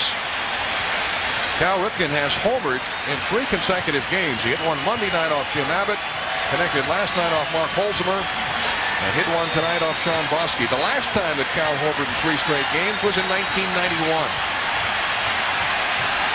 Well, they've got targets erected in left field now. Popped up, right center field. Rex Hudler runs it down. And the fans booing. That ends the inning. At the end of 5 emotion-filled innings here at Camden Yards, the Orioles lead the Angels 3-1.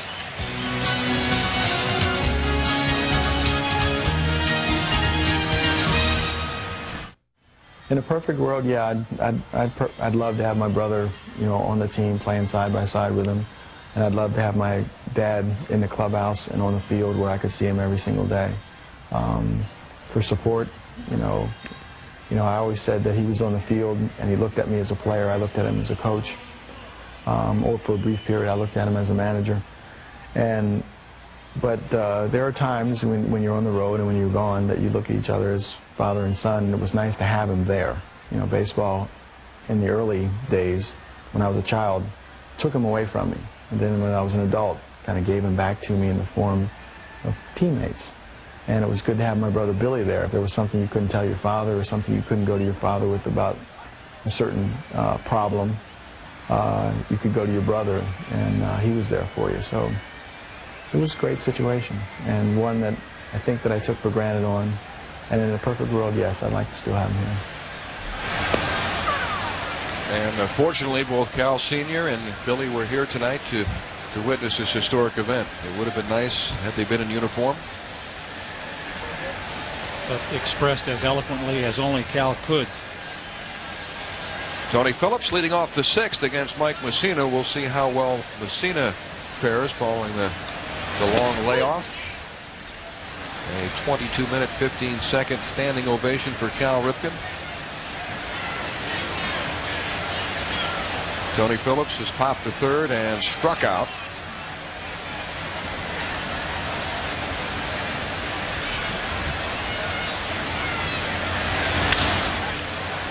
Short hopper to the second baseman, Manny Alexander, will have to hurry and gets it. That's right, he had to hurry because Phillips can run a bit. And that ball had bounced quite a distance from him, even though it was headed toward first base. Watch this thing carom off his body and roll quite a distance from him. And if he doesn't pick it up right here the first time, Phillips is going to beat it. Nice play. And with 1 out, Jim Edmonds coming up to face Mike Messina. Edmonds has flied out twice. Well, with Cal Ripken having broken Lou Gehrig's record, the major league record for consecutive games played, he can now take aim on the all-time record set by Sashio Kinagusa in Japan, who played in 2,215 consecutive games for the Hiroshima Carp in Japan Central League from October 19, 1970 through October 22, 1987. But there is a difference. The Japanese season consists of only 130 games rather than the 162, which season normally is in the United States. Of course, this year it was shortened to 144 because of the strike. But I saw an article about Kinagusa in which he said he feels that Cal Ripken's streak is really more than he accomplished because the difference in the length of the seasons, and also because he had many pinch hitting appearances to keep it alive. Now, Kinungasa was an extraordinary player in Japan. He hit over 500 home runs, and to have played in that many consecutive games was extraordinary development. And he and Cal Ripken played against each other when the Orioles toured Japan. I believe it was in 1984. He was on one of the teams the Orioles played. I remember him well. He was a hero.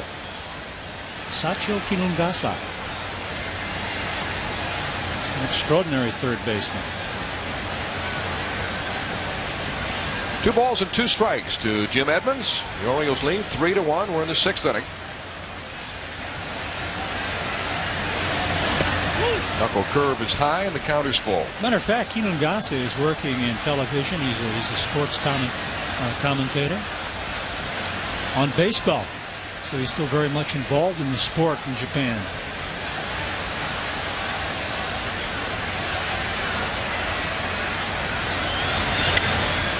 Fastball is fouled away. Edmonds just fortunate to get a bat on that pitch. Here's a question, Mel, I think you answered a little earlier, but being a year of mostly lackluster fan support in the league, do you feel that all the excitement in Baltimore about Cal breaking the record will rejuvenate a new interest in supporting Major League Baseball? From our American Online participants. I suppose we may be prejudiced because we're in the midst of this emotional outpouring, but I think it's exactly what baseball needed with something like this. And as Mark Smith said, Cal is the perfect guy to break the streak. I mean, his image is perfect. He's a great role model for kids. Great work ethic. A guy who's grown up in baseball, a baseball family. Is there anyone in baseball who has a better image? I doubt it. And I think this is exactly what baseball needed. I agree with you wholeheartedly. That knuckle curve is inside, and Edmonds draws a walk. So that'll get the tying run to the plate, and Tim Salmon, who has 2 hits tonight. First walk allowed by Mike Messina.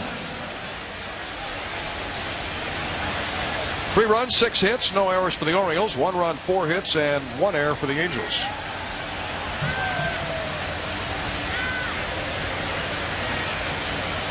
Salmon with a long look at third base coach Rick Burleson. I don't know what he's going to tell him here except swing the bat. That's right. Try to hit it as far as you can. Let's get this one even. And believe me, he can do it.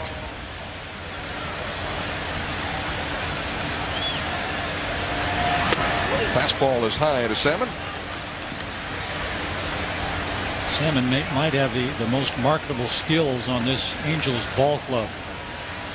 Tremendous arm in the outfield. A great hitting eye at the plate.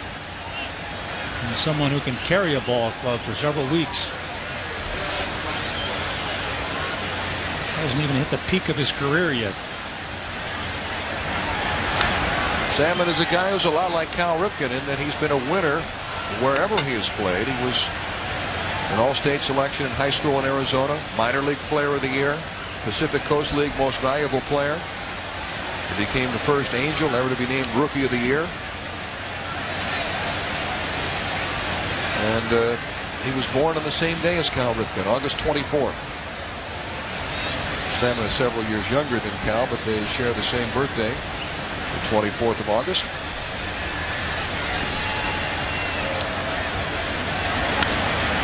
Rip foul.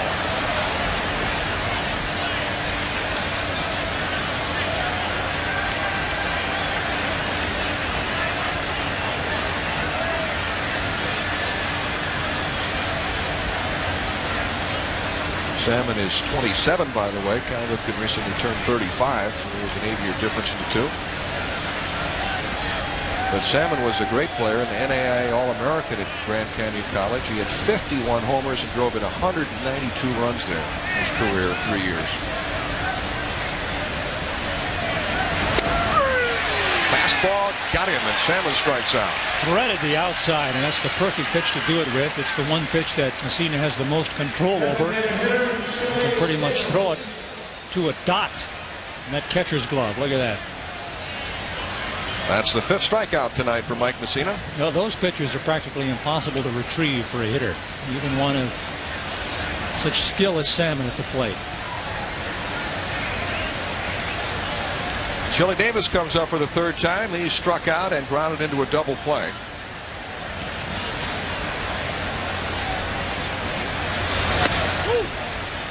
Ball 1.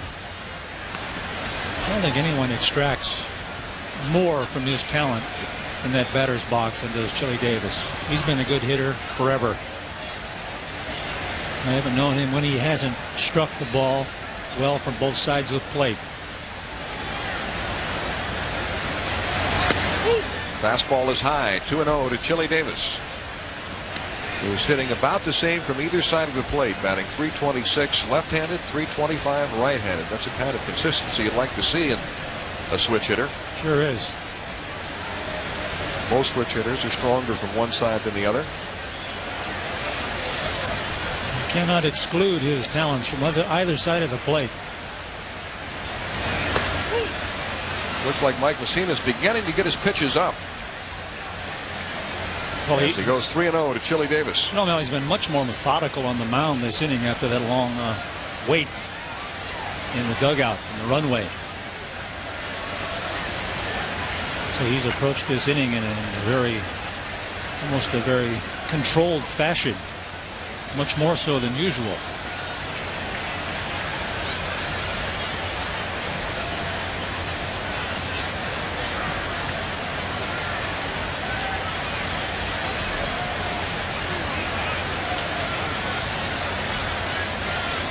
And Mike Messina will have to be careful here because Davis could be swinging 3-0.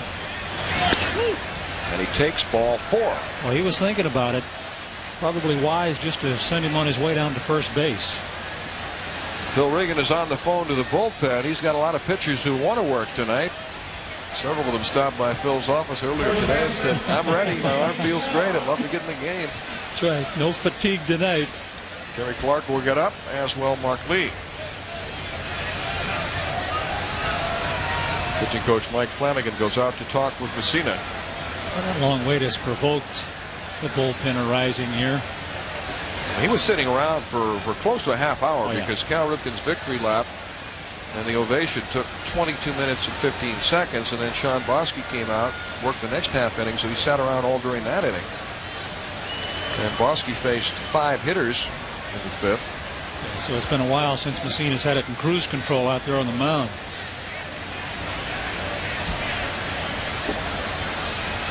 Mike has thrown 101 pitches so far. In terms of the pitch count, he's in pretty good shape, but his arm may be stiffening up some from sitting around so long. J.T. Snow has flied to center and singled. Fouled back, and it's 0-1 to Snow. Another of Rod Carew's proteges.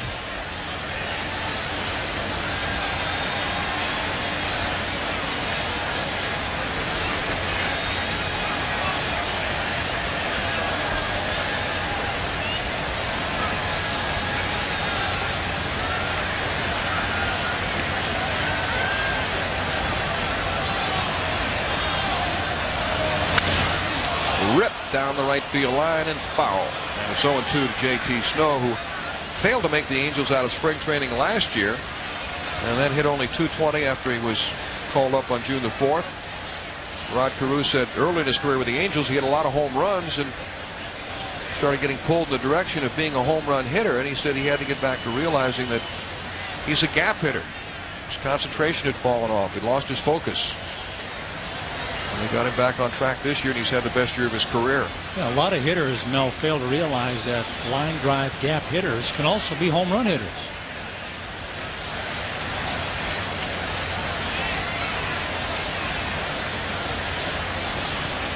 All it is maximum energy extraction from the velocity of that bat through the strike zone, and it's something that J.T. Snow has developed from both sides of the plate. He's going to get stronger, too. There was some talk earlier that he might give up being a switch hitter because he has been much more successful from the left side, hitting .304 with 16 of his 19 home runs coming left-handed. But he's hit for a decent average right-handed, .272.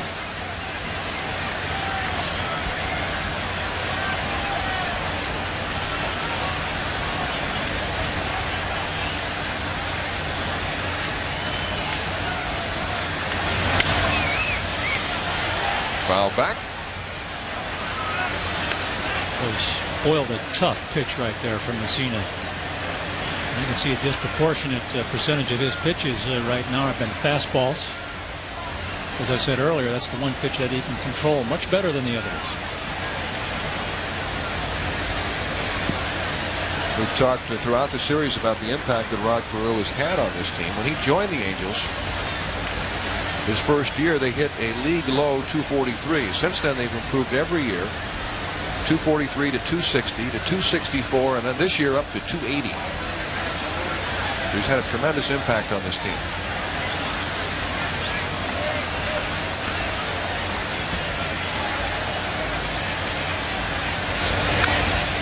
Grounded foul. It's a good point, though, because it takes at least a year for a good hitting coach to acclimate himself to the players. Not vice versa. He needs to know everything about these guys, and it usually takes a year of watching and listening. And the Angel hitters will tell you that Rod Carew is particularly good at getting inside a hitter's head and working on the thought process as well as the mechanics of a good swing.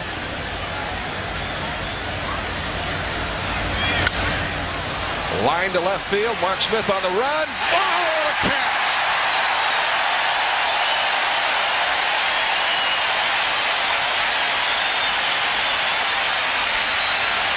A diving headlong catch by rookie Mark Smith, and the inning, and save a couple of runs. And the Orioles are still on top, 3-1. Boy, it's a happening tonight, Mel, and defense will be a major contributor in the direction of this game.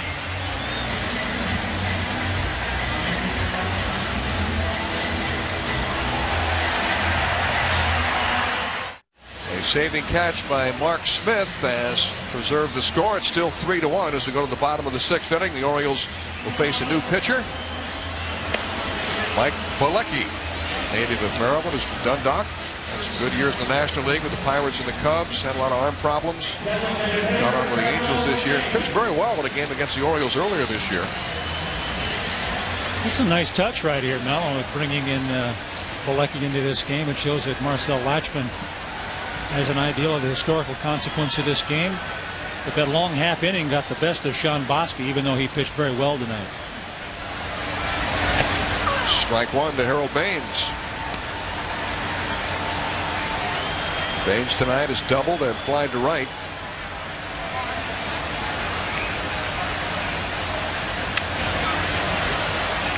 Popped up foul out of play, and it's 0-2.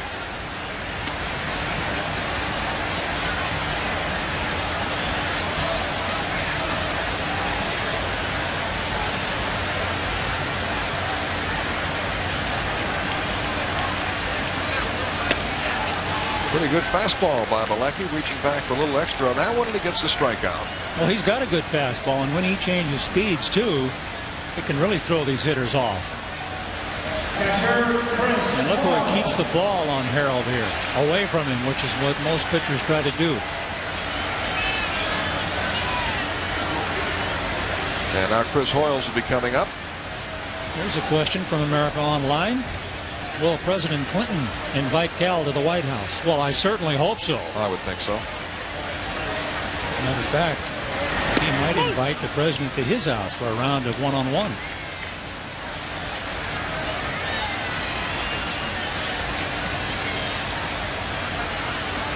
Here's another one that one of our online viewers sent in. Will President Clinton have HTS after tonight?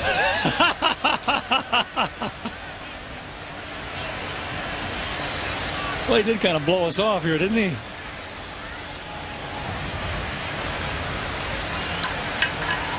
I was looking forward to meeting the president. Don't worry, we'll have Bob Dole on next week.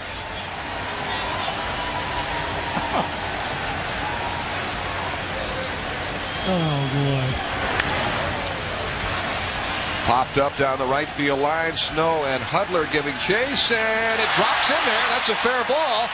And now Hoyles is caught in between, has to hustle back to first. He was halfway to second base. It'll be scored as a single for Chris Hoyles. Smart move, my Chris. That ball was in the triangle out there and right down the line. JT Snow looked like he had the beat on it to start. People were clearing out for him. And lo and behold, that ball drops safely. And fumbleitis begins out there, but Chris not blessed with terrific speed. JT just missed that ball.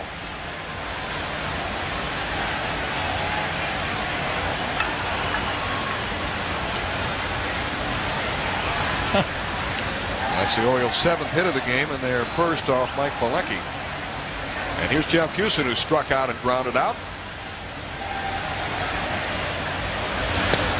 Strike one to Jeff. Sean Bosky started the game and went 5 innings, allowing 3 runs on 6 hits, walked 1, struck out 4, and gave up 3 home runs. The Orioles have hit 9 home runs the last 2 games.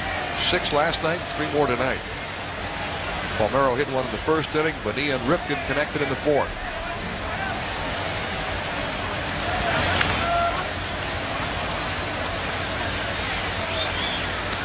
You understand the Orioles AAA team, the Rochester Red Wings, beat Ottawa tonight 10-6 and lead that best of 5 playoff series in the International League 2-1.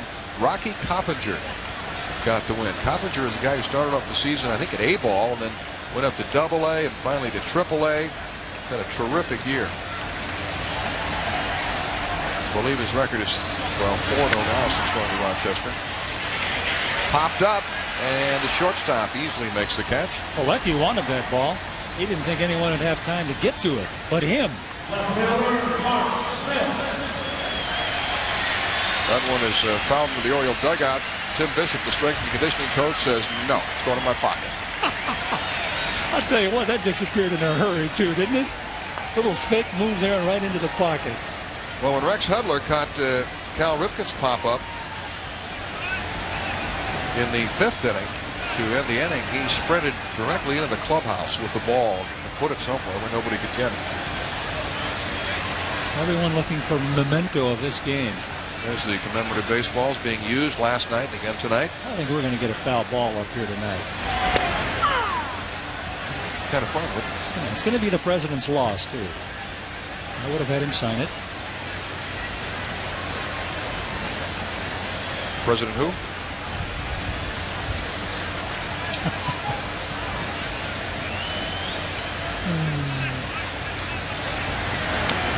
See, I purposely did not promote the fact that he might be coming on. But we will promote the fact that the American League has commissioned the Rawlings Sporting Goods Company to create this official ball commemorating Cal Ripken's consecutive games played, and you can order yours by calling 1-800-303-4010.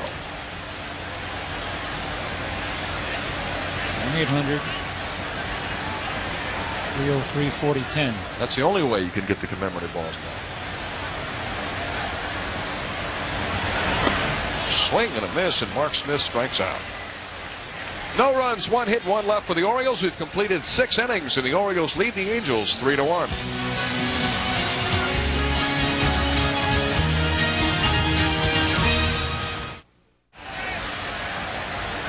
And welcome back to Camden Yards. The Orioles lead 3-1. Mike Messina trying to win his 16th game of the year and join Atlanta's Greg Maddux as the only 16-game winner in major leagues. Facing Garrett Anderson leading off the 7th. He hits the first pitch into left field. Mark Smith again makes the catch. Almost a carbon copy of the one he made in the last inning, robbing J.T. Snow. Boy, that's for sure, Mel. That looked to be a duplicate of that last out he caught. A stupendous play out there on defense. And we remarked the last time he caught it. Defense will carry this team a long way in this game. You can see it right now that that's going to be true. A brilliant play on his part. He'll remember this game simply because of those last 2 catches he made. And now the Angels will set up a pinch hitter, Spike Owen, to hit for Rex Hudler. Owen, a switch hitter. On the year, hitting .230 with 1 homer, 27 runs batted in. We were talking earlier about Rod Carew and how successful he's been in helping these hitters, and you could get good statements from Spike Owen about what Carew's done for him. He said, I was a career .243 hitter until last year, and I hit .310 working with Rod Carew. 1 ball, 1 strike. Well, don't think that whatever it is that Carew has to say is not going to spill off onto these players, because it will. And let's face it, Rod was a great hitter when he played this game. And he's got a lot to impart to these players, and they listen.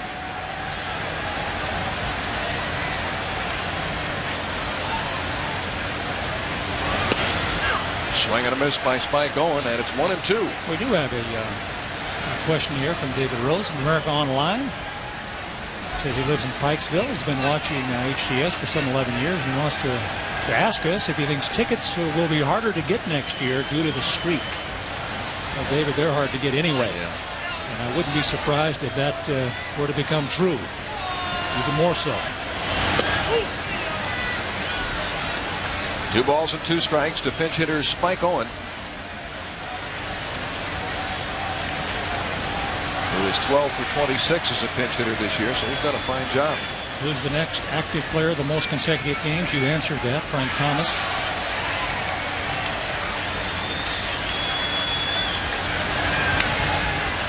Pulled down the right field line, foul. That was almost like a drag bunt that Owen took with him. One other question from America Online here. Is this the greatest moment in sports history, in your opinion? It's one of them. Yeah, that would be a tough one. But it's such a unique accomplishment.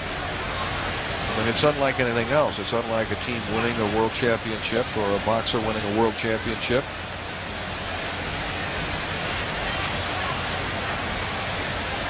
2,131 consecutive games. Cal will be the first to admit that it's not a performance streak, in that he doesn't have to go out and hit a home run to chase somebody's home run record, or to get a couple of hits, or to keep his average up to a certain point, as George Brett did in his chase of the 400 mark in 1980. I mean, Cal shows up and plays every day. Jeff Hewson throws out Spike Owen. Now, on the surface, that doesn't sound like much, but when you think what goes into playing this game, year after year, and how many different ways a guy can get hurt, particularly a shortstop, with runners sliding into him, trying to upend him and spike him and take him out in a double play situation. With all the balls he's fouled off his foot and legs, he's been hit by pitches 45 times in his career. It's easy to get hurt that way, and yet here he is. For 14 years he's played in every game. I mean, it's a unique but very remarkable accomplishment.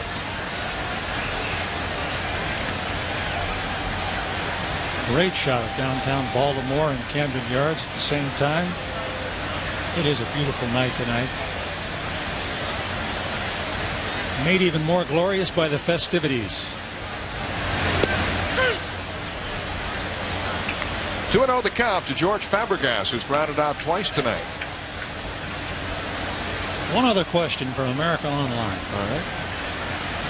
Is this tonight bigger than the home run record? Which home run record? Hank Aaron's?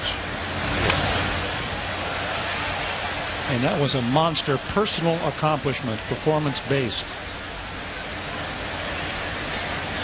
That's not to mean that 21-31 straight is not performance based. You got to come out here and perform 21-31 straight times. Yeah, as I've said often during this thing, I think in honoring Cal on this streak, what we're also doing is paying tribute to a great player who's had a marvelous career. Perhaps the best shortstop of all time. Granted, there have been shortstops who've hit for higher averages. There's been shortstops with better range. But he may be the best all-around shortstop of all time. And he's had some major accomplishments. He was Rookie of the Year, twice Most Valuable Player, 2 times he's won Gold Gloves, 13 times on the All-Star team, MVP of the All-Star Game, and now playing in more consecutive games than anyone in Major League history. Strike 3. Fabregas is called out on strikes to end the inning. They go to the bottom of the 7th with the Orioles up 3-1.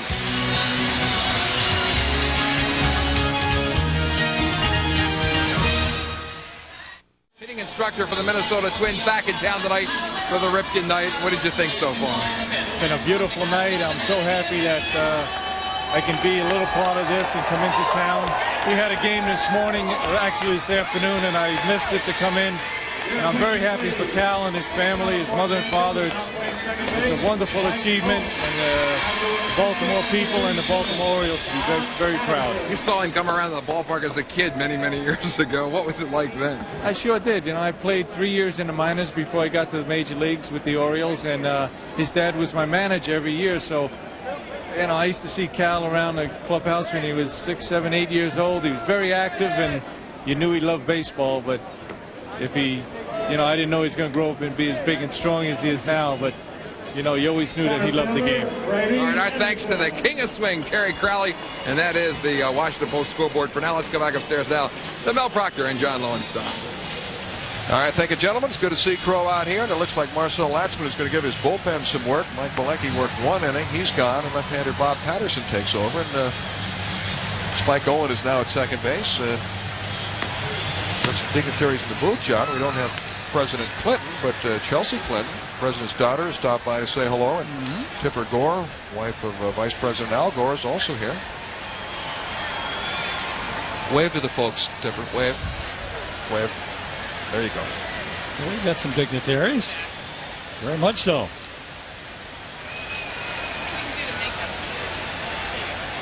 Tipper, thank you. She's trying to make amends for President Clinton not showing up. We told her that we're mad at him. Chelsea, tell your dad that we're angry.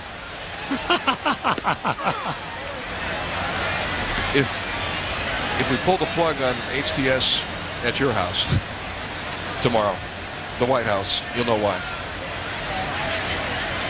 No, we wouldn't do that.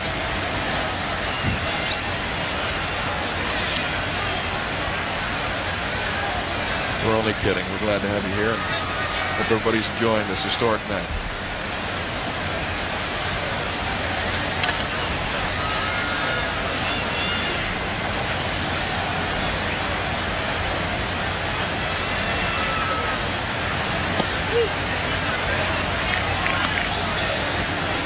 1-2 to Brady, who has fouled to the first baseman, singled and struck out. It's almost as if the game is anticlimactic now that Cal Ripken has eclipsed Lou Gehrig's consecutive games records. People are just waiting for this game to be over with so they can celebrate a little more. And Brady is called out on strikes. Well, that's true as far as the perspective of the fans are concerned, but not for the Angels out there in the field. But it does look like Marcel Latchman is going to funnel a different pitcher in there each half inning. Somebody up there warming up out there when Patterson's in the game pitching right now. Well, the Yankees have beaten the Seattle Mariners 4-3, so this is an opportunity for the Angels to pick up a game, go up 6.5 games ahead of Seattle. If they could get around and win this game. Ball 1 to Manny Alexander, trying to bunt.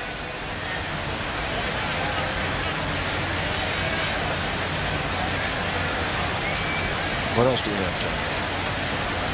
This fellow asks here on America Online, is it me or is the media making too much of a fuss about Cal just doing his job? No, this is an affair to remember. Think about Cal just doing his job, what that entails as Mike James gets loose in the bullpen. We talked about it earlier. Players are the ones who can testify better than anyone. They know how difficult it is to play this game after game and year after year.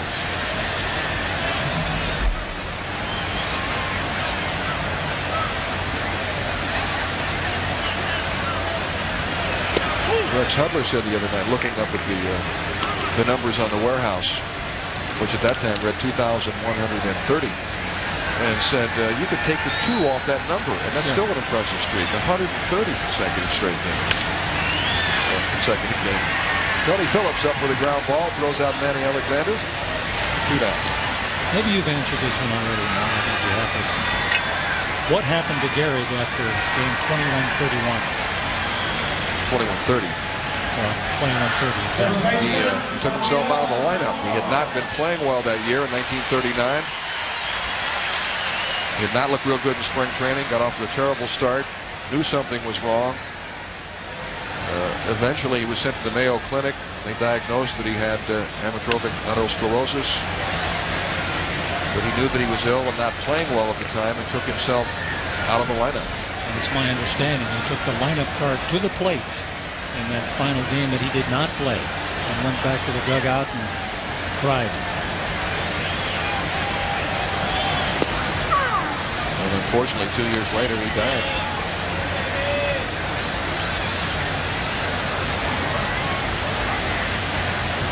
I guess one of the ironies is in 1982, Cal Ripken was American League Rookie of the Year. The runner-up that year was the Twins first baseman Kent Herbeck, whose father passed away of ALS. And I know Kent is very active, working for the charity. On the appeal, no swing, says Al Clark. And it's 2-2 to Rafael Palmeiro, who has homered, flied out, and singled in 3 at-bats. How long before someone else will break 21-31? Well, folks, this is an ongoing thing. Palmeiro gets a hold of another one, hits it to deep right center field, way back and gone.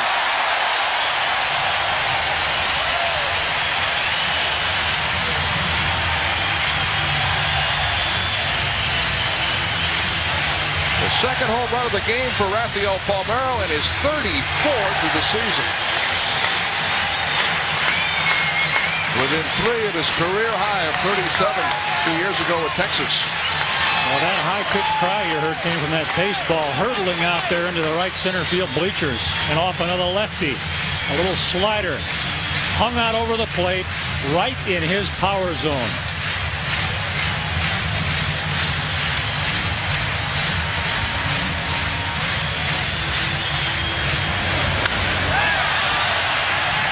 Bob Patterson, who's made a living for a long time getting out left-handed hitters, is upset. Well, he knows what happens to that baseball when a hitter drapes the lumber over the rawhide like Palmeiro did. We're getting another pitching change with the Orioles now leading 4-1. All 4 runs coming on home runs. It's time now for the Bell Atlantic call of the bullpen.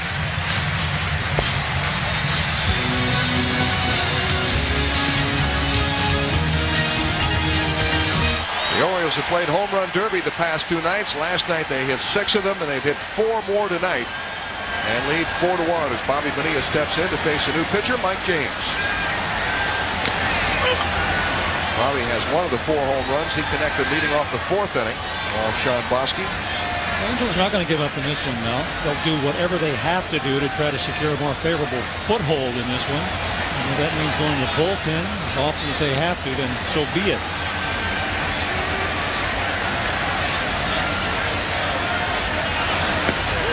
Fastball is high and outside. James, the 4th pitcher used tonight. Sean Bosky with 5 innings. Mike Bilecki 1. Bob Patterson 2/3 of an inning, giving up 1 run on the home run by Palmeiro. And now James. He's got a good arm. He throws hard. Got a good slider. Oh, he's got terrific holds. 2-1. All he has to be able to do is stack pitches on top of one another on the outside.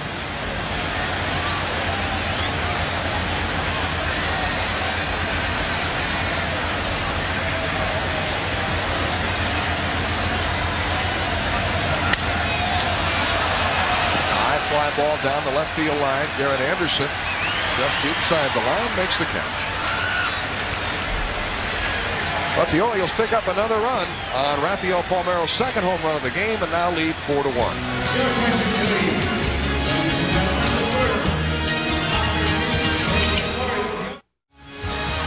Mel Proctor with John Lowenstein and Tom Davis back at Camden Yards. The Orioles leading 4-1. Cal Ripken has surpassed Lou Gehrig tonight, playing in his 2,131st consecutive game, a new major league record. And now Marcel Latzman will send up a pinch hitter, Orlando Palmeiro, to hit for Damian Easley. Reminder to stay tuned immediately following tonight's game for the post-game ceremonies. And I understand that Cal Ripken will be addressing the fans at the press conference. And a lot of surprises planned. There's a dollar bill floating down from the upper deck. How about that? Get it.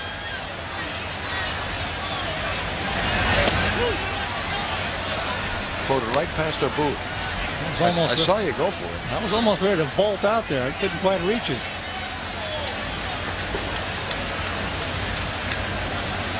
Want to know the count to Palmeiro, the rookie outfielder, just recently recalled only playing in his 11th game, but he's hit well. He has 6 hits and 15 at bats.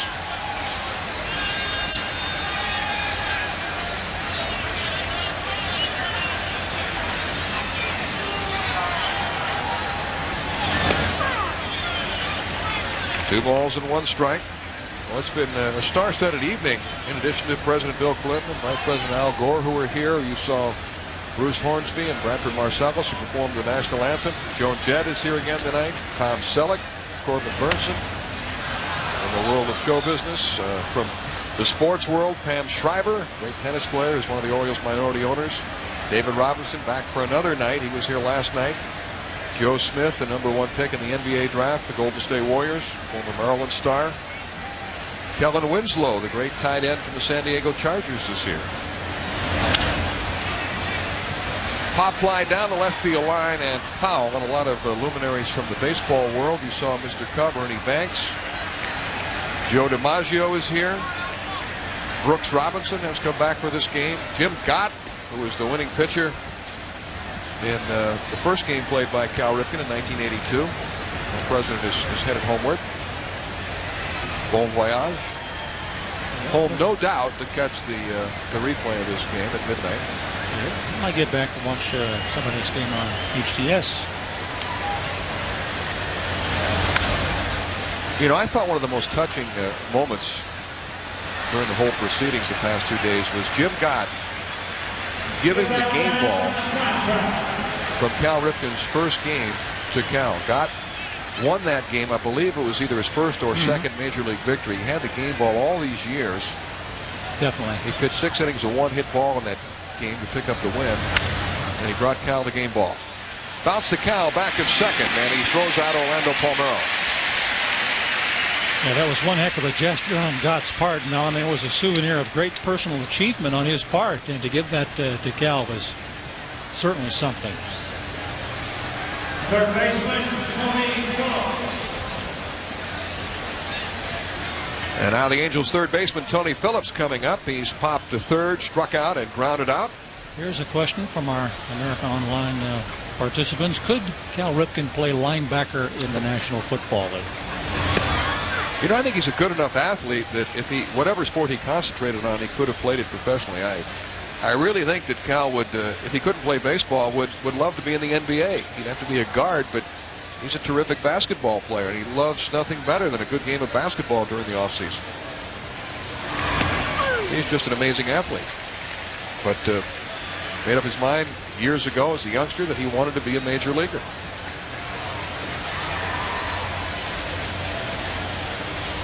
One of the few in life, I guess, who was able to totally live out his dream, not only to be a major leaguer, but to play for the Orioles, his dad's team. I know he was an outstanding soccer player, that's for sure. I heard you say earlier that you will never see this record broken in your lifetime. I am a 10-year-old boy from Frederick, Maryland. Do you think I will see it broken in my lifetime? Cal seems to think it'll be broken by someone. He doesn't seem this will be the end of it, but there's no telling how long Cal's going to go. He might put it out of reach for anyone. Well, Brother Billy moving around tonight, back up in the Ripken box after spending some time down near the field. Well, at the time Lou Gehrig broke the record, and the previous record was 1,307 games set by Everett Scott. Gehrig set the mark at 2,130, and no telling how far he would have stretched the record had he not become ill. That's right. Strike three. Phillips is called out on strikes. And not too pleased about it.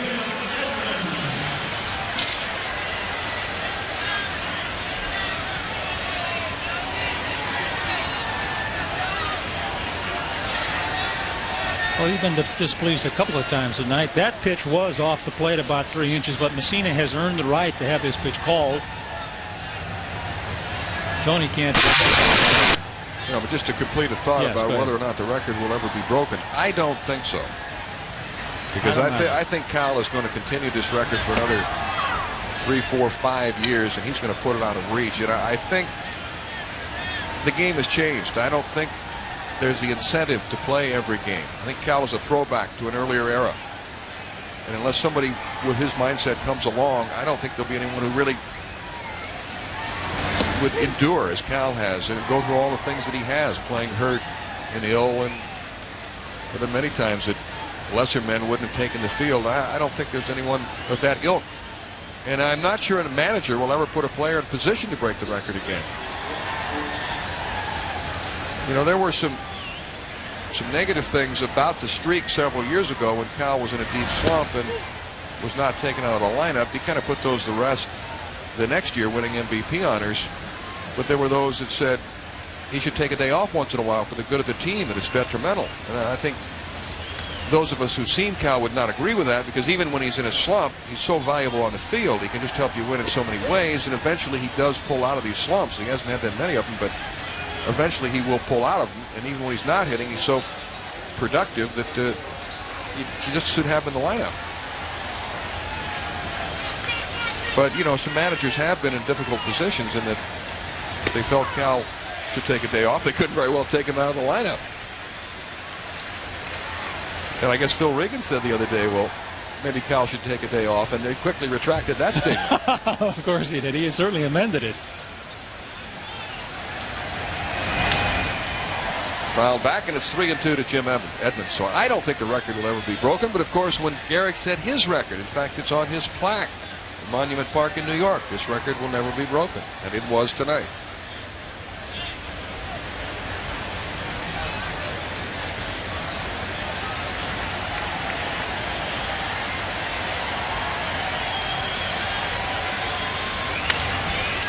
Ground ball, fair down the right field line. It rolls into the right field corner, and Jim Edmonds is on his way to second. He wants more. He's headed to third. Manny Alexander fires, and the ball gets by the third baseman, Houston. And it's a triple for Jim Edmonds. Well, he earned it. He earned it because that was a sprint right from the start, right from home plate all the way around to third. And that was a rolling ball down the right field line. It gets wrapped up in that corner down there. the last thing you expect is for this ball right here to be a triple, just barely out of the reach of Palmeiro at first.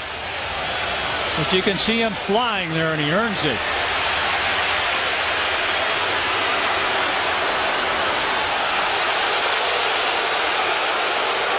Phil Regan is coming out to the mound. The fans are booing because they don't want to see him make a pitching change here.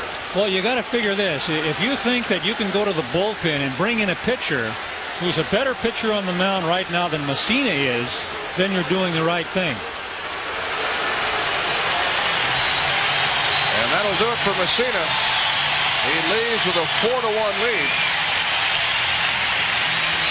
And Terry Clark will be the new Oriole pitcher. We'll be back.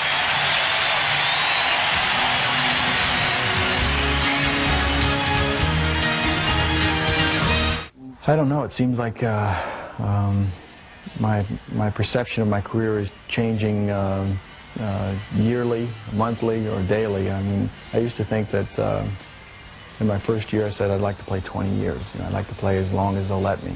I still have that desire to play as long as they let me, because it's only really a small window. 20 years seems like a long time, but in the scheme of your life, 20 years is a small window, and you only have that opportunity to play. So my general feeling about it is, yeah, I'll try to play as long as I'm able to contribute, I'm able to compete, and I'm able to play at a certain level.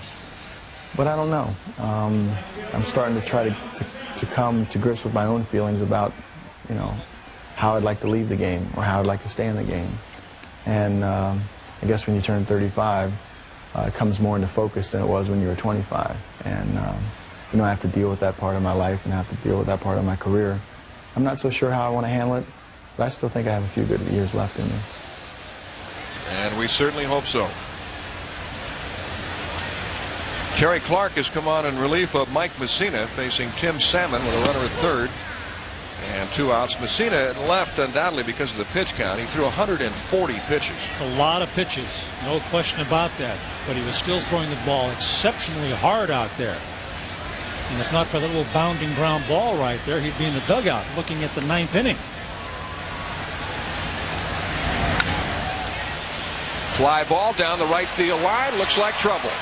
And it is. In there for a base hit. The Angels pick up a run, and Salmon goes into second with a double, and now it's 4-2. See, there's not a thing you can do about that previous ground ball and a little looper there hitting just inside the line. Now, you couldn't have thrown the ball down there, couldn't have rolled it down there any better than those last 2 hits. Tim Salmon is working on the cycle tonight. He has a home run, a single, and a double, lacking only the triple. And now Phil Regan is coming out again.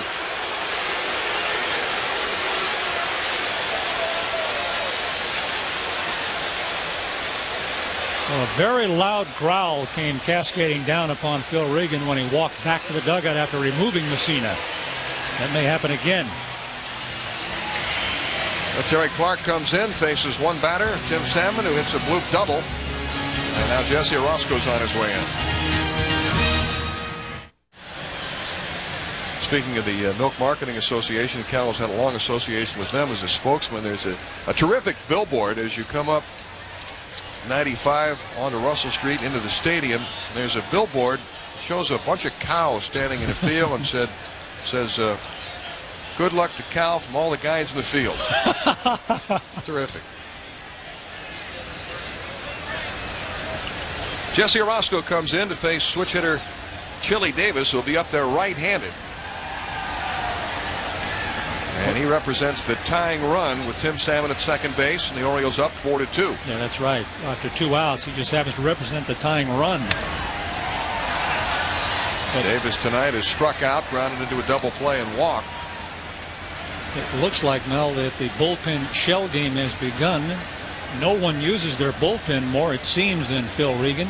And he'll have to get maximum mileage out of the arms of those who so eagerly volunteered to appear in this special game before the event.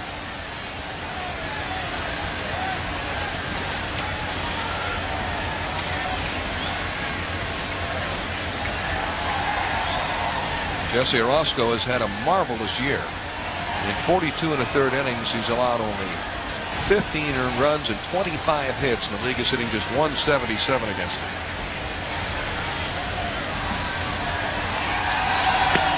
Fastball away, and it's 1-1 to Chili Davis.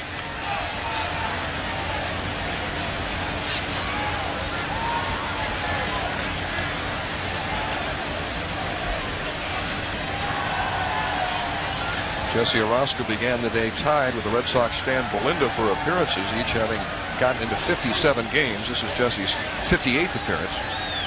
Well, he's earned the distinction, Mel, of being the best bullpenner that Phil Regan has gone to this year. Foul ball, strike 2, 1-2 to Chili Davis. Both bullpens are active. Armando Benitez is throwing in the Oriole bullpen. Troy Percival is warming up for the Angels.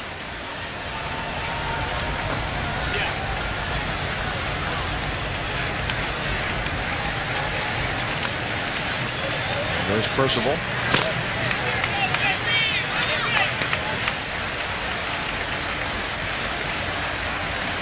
You just as soon keep Percival out of the game. That's why you want to maintain this lead.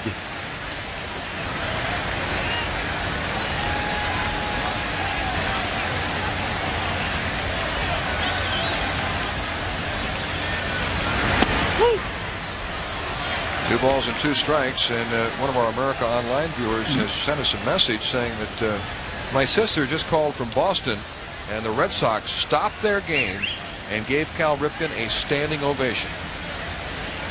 How about that?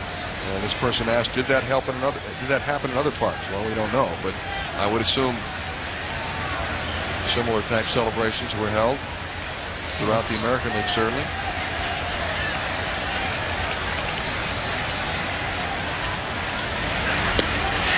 Chili Davis strikes out. But the Angels pick up a run in the 8th to cut the Oriole advantage to 4-2.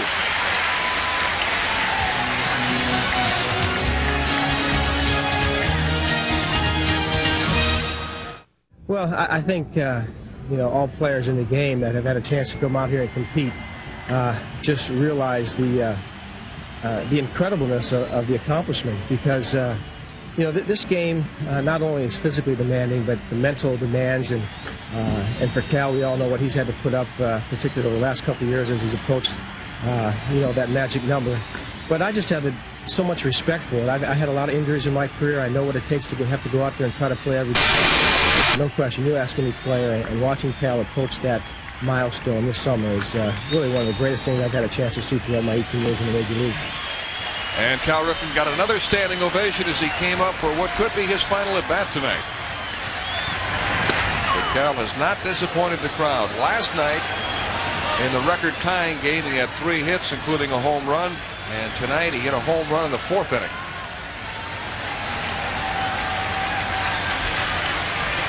Comparison of Cal to other shortstops during the streak. Cal with 317 homers, opposing shortstops have hit only 82, and so on. There are a lot of amazing numbers that go along with this streak. And one of them is that the other 27 Major League clubs have used a combined total of 517 starting shortstops. It's 336 different players during Cal's streak. And a total of 3,712 Major League players have gone on the disabled list during the streak. Well, Mel, that's just further testimony to the enormity of this achievement that he has attained here this evening.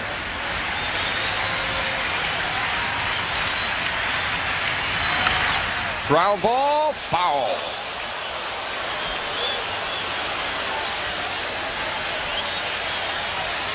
Well, the streak began on May 30th, 1982, as most Oriole fans know, when then manager Earl Weaver started Cal as a third baseman against the Toronto Blue Jays in a game at Memorial Stadium here in Baltimore.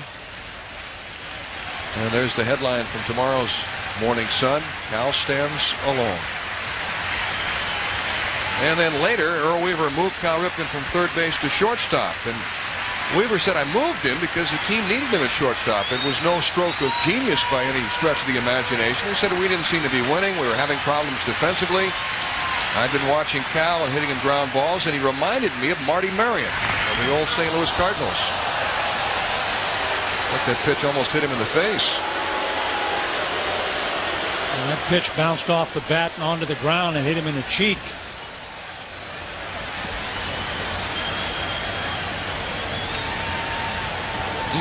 The side of the face. But it's things like that that remind you that that quickly the player can be hurt.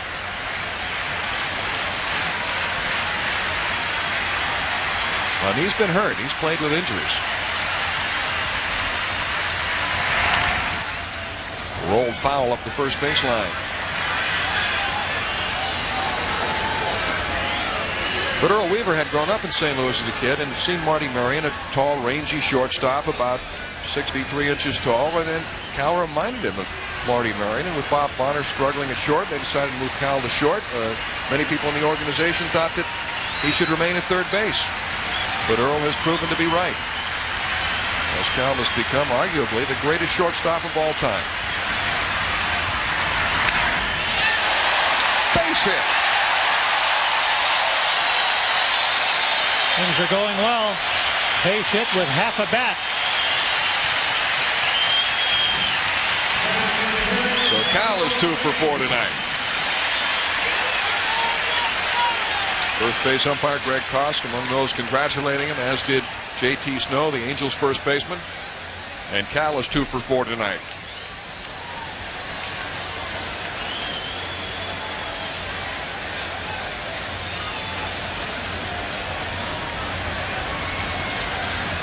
Harold Baines up for the 4th time. He's doubled, flied to right, and struck out. Baines slugs it foul. You know, we mentioned earlier that this streak is a derivative of longevity and excellence on Cal's part, and we're seeing the excellence from him more now than ever at any part during this season, these last 2 nights. Call strike to Baines. And it's 0-2. One thing Cal Ripken does not have this year is a stolen base.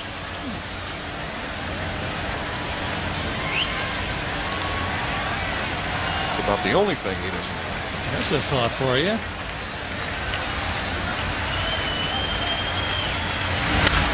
Baines slices it foul. 4 runs, 9 hits, no errors for the Orioles. 2 runs, 6 hits, and 1 error for the Angels.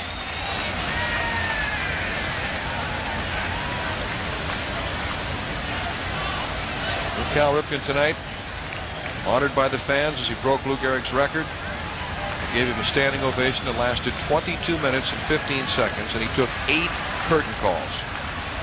And then finally a victory lap around the field. Well, you knew it was going to take at least that, Mel, to calm this crowd down.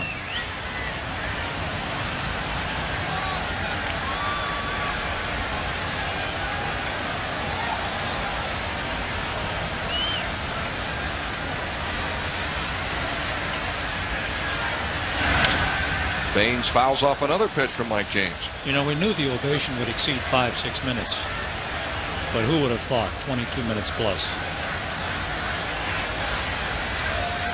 And the victory lap was incredible.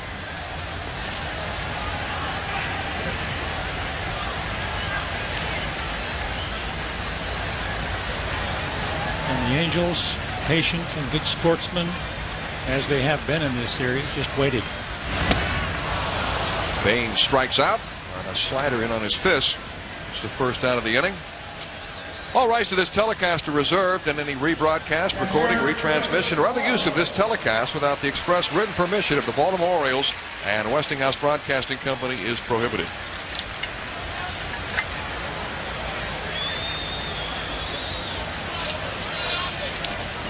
Tomorrow is an off day for the Orioles, but they will honor Cal Ripken as part of a parade through downtown Baltimore tomorrow. We're looking forward to that, John.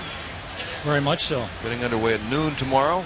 Cal's hometown of Aberdeen will honor him tomorrow with a parade. Little pop-up headed for shallow center. Here comes Edmonds streaking in to make the catch. And we got a double play here if he can get it to first, but the ball gets away from J.T. Snow. And guess who is safe? Cal Ripken. This is his night, as it was last night. He can do no wrong.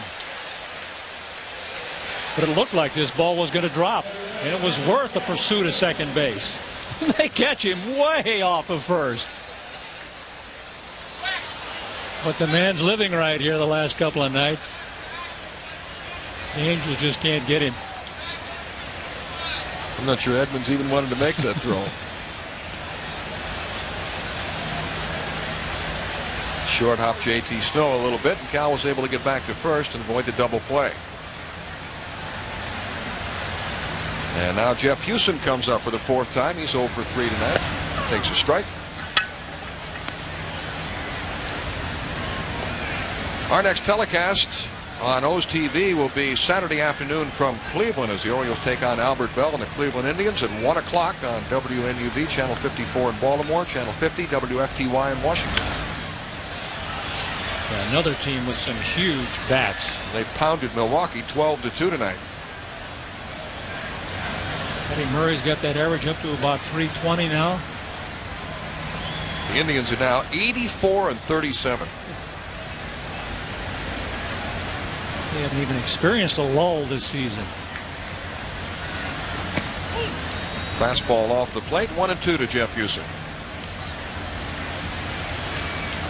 Well, Rafael Palmeiro with 2 home runs tonight could be within 1 of Albert Bell unless Bell hit 1 tonight. And he may have in a 12-2 win. But he began the day with 35 homers. Palmeiro's hit 2 and now has 34. So Rafi's got something to shoot at, the home run crown in the American League. 2-2 to Jeff Hewson. Orioles 4, Angels 2, bottom of the 8th. There's Rafi, who's had a terrific season.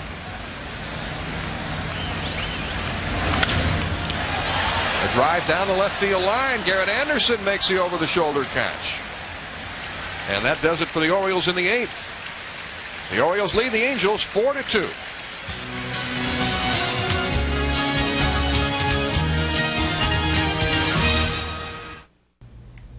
That was special. I miss that part of baseball now.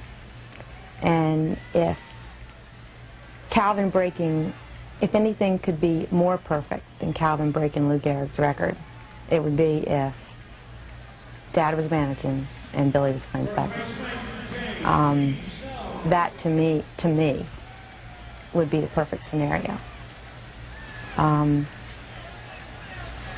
just sorry it's not like that anymore, but in the baseball world that's just the way it is, and that's the way this family has had to handle it.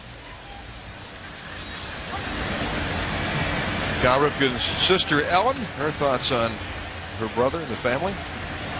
As JT Snow leads off the 9th inning against Jesse Orozco. One of our America Online viewers asked, knowing that I collect baseball ties, that am I wearing a special tie for tonight's game? Well, first of all, last night I wore a tie that featured a shortstop making a double play in honor of Cal Ripken.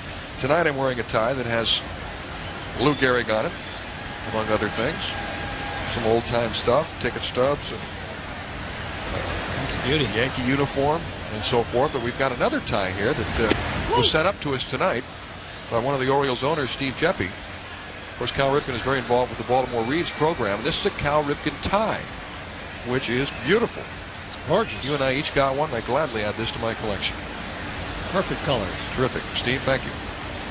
Indeed. There's Steve, the comic book mogul. Give that fan the contract. Steve, you're on. 2 balls and 1 strike to JT Snow. Well, the Angels are down to their last 3 outs now. They don't figure to go easy into the night, but that'll be up to Jesse Orozco. 2-2 to Snow.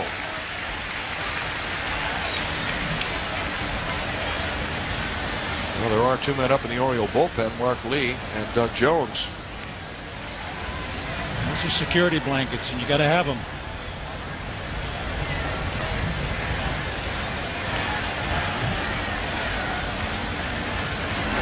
Got the impression last night with the Orioles opening up a big lead early in the game that Phil Regan made an effort to get some of his substitutes into the game to be part of the Cal Ripken experience. But tonight is a different story, with the Orioles up by only 2 runs. He wants the win.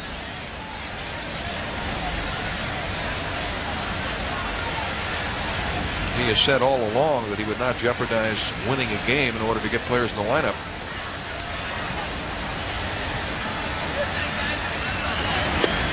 Strike 3. Snow is called out on strikes, and he's upset. Well, he doesn't believe it's a strike. Larry Barnett seemed to think that's been a strike all night long. You know, speaking of Larry Barnett, he is quite honored to be the home plate umpire for this historic game. The head of the umpires, Marty Springstead, who's Larry's boss, assigned this crew to this particular series. And then, since Larry Barnett is the crew chief, the other members of his crew said that they felt that he should be the one to work home plate, which I thought was a nice gesture. So they worked out the rotation so that he'd be behind the plate tonight.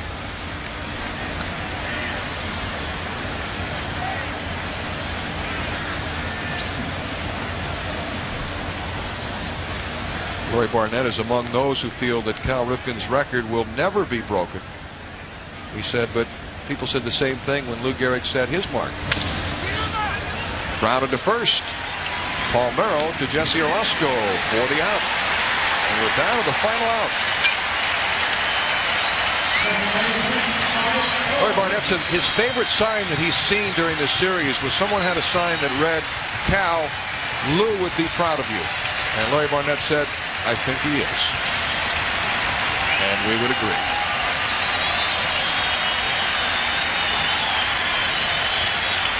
Mike Owen coming up for the second time. He pinch hit in the 7th inning. Stay tuned. Immediately following the game, we will have the post-game proceedings. We understand Cal Ripken will address the fans. It should be very emotional. A lot of his teammates from the past are here. Joe DiMaggio is on hand. So you'll want to stay with us. And he'll also hold a press conference after the ceremony, and we will bring you the press conference live.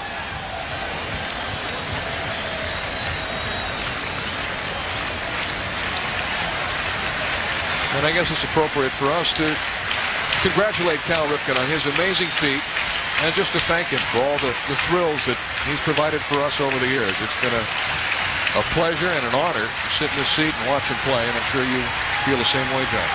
And it's not over yet, too, so we'll be able to see him play here at that position for many, many years to come. And we'd like to thank the America Online people who've been with us as well tonight. We appreciate your help. That's super. I hope that we've been able to answer a few questions. We'll do it again sometime.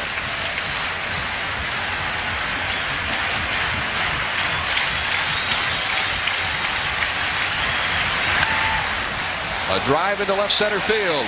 Cal Ripken's good friend Brady Anderson makes the catch, and that's appropriate. Eliciting a smile from Cal, and it is over. The record breaker. Cal Ripken tonight, eclipsing the Iron Horse, Lou Gehrig, playing in his 2,131st consecutive game, a new Major League record. The totals tonight for the Orioles: 4 runs, 9 hits, no errors, and 7 left. For the Angels, 2 runs, 6 hits, 1 error, and 5 left. Mike Messina gets the win. He's now 16-8. The Major League's second 16-game winner. Sean Bosky takes the loss. He's 6-4. And Jesse Orozco picks up his first save of the year.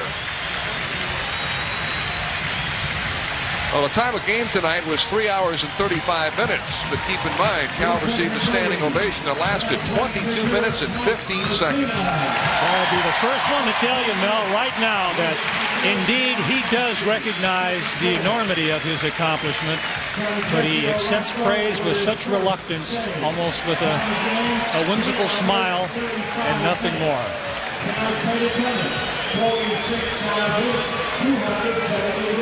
So it's been an incredible 2 nights. Last night, Cal Ripken tying Lou Gehrig's record. The Orioles winning 8-0. Cal hitting a home run that made the final score 8-0. He had 3 hits. He came back tonight with 2 more hits, including another home run. Has homered in all 3 games of his series, and it has just been outstanding. Final score tonight: the Orioles 4, the California Angels 2.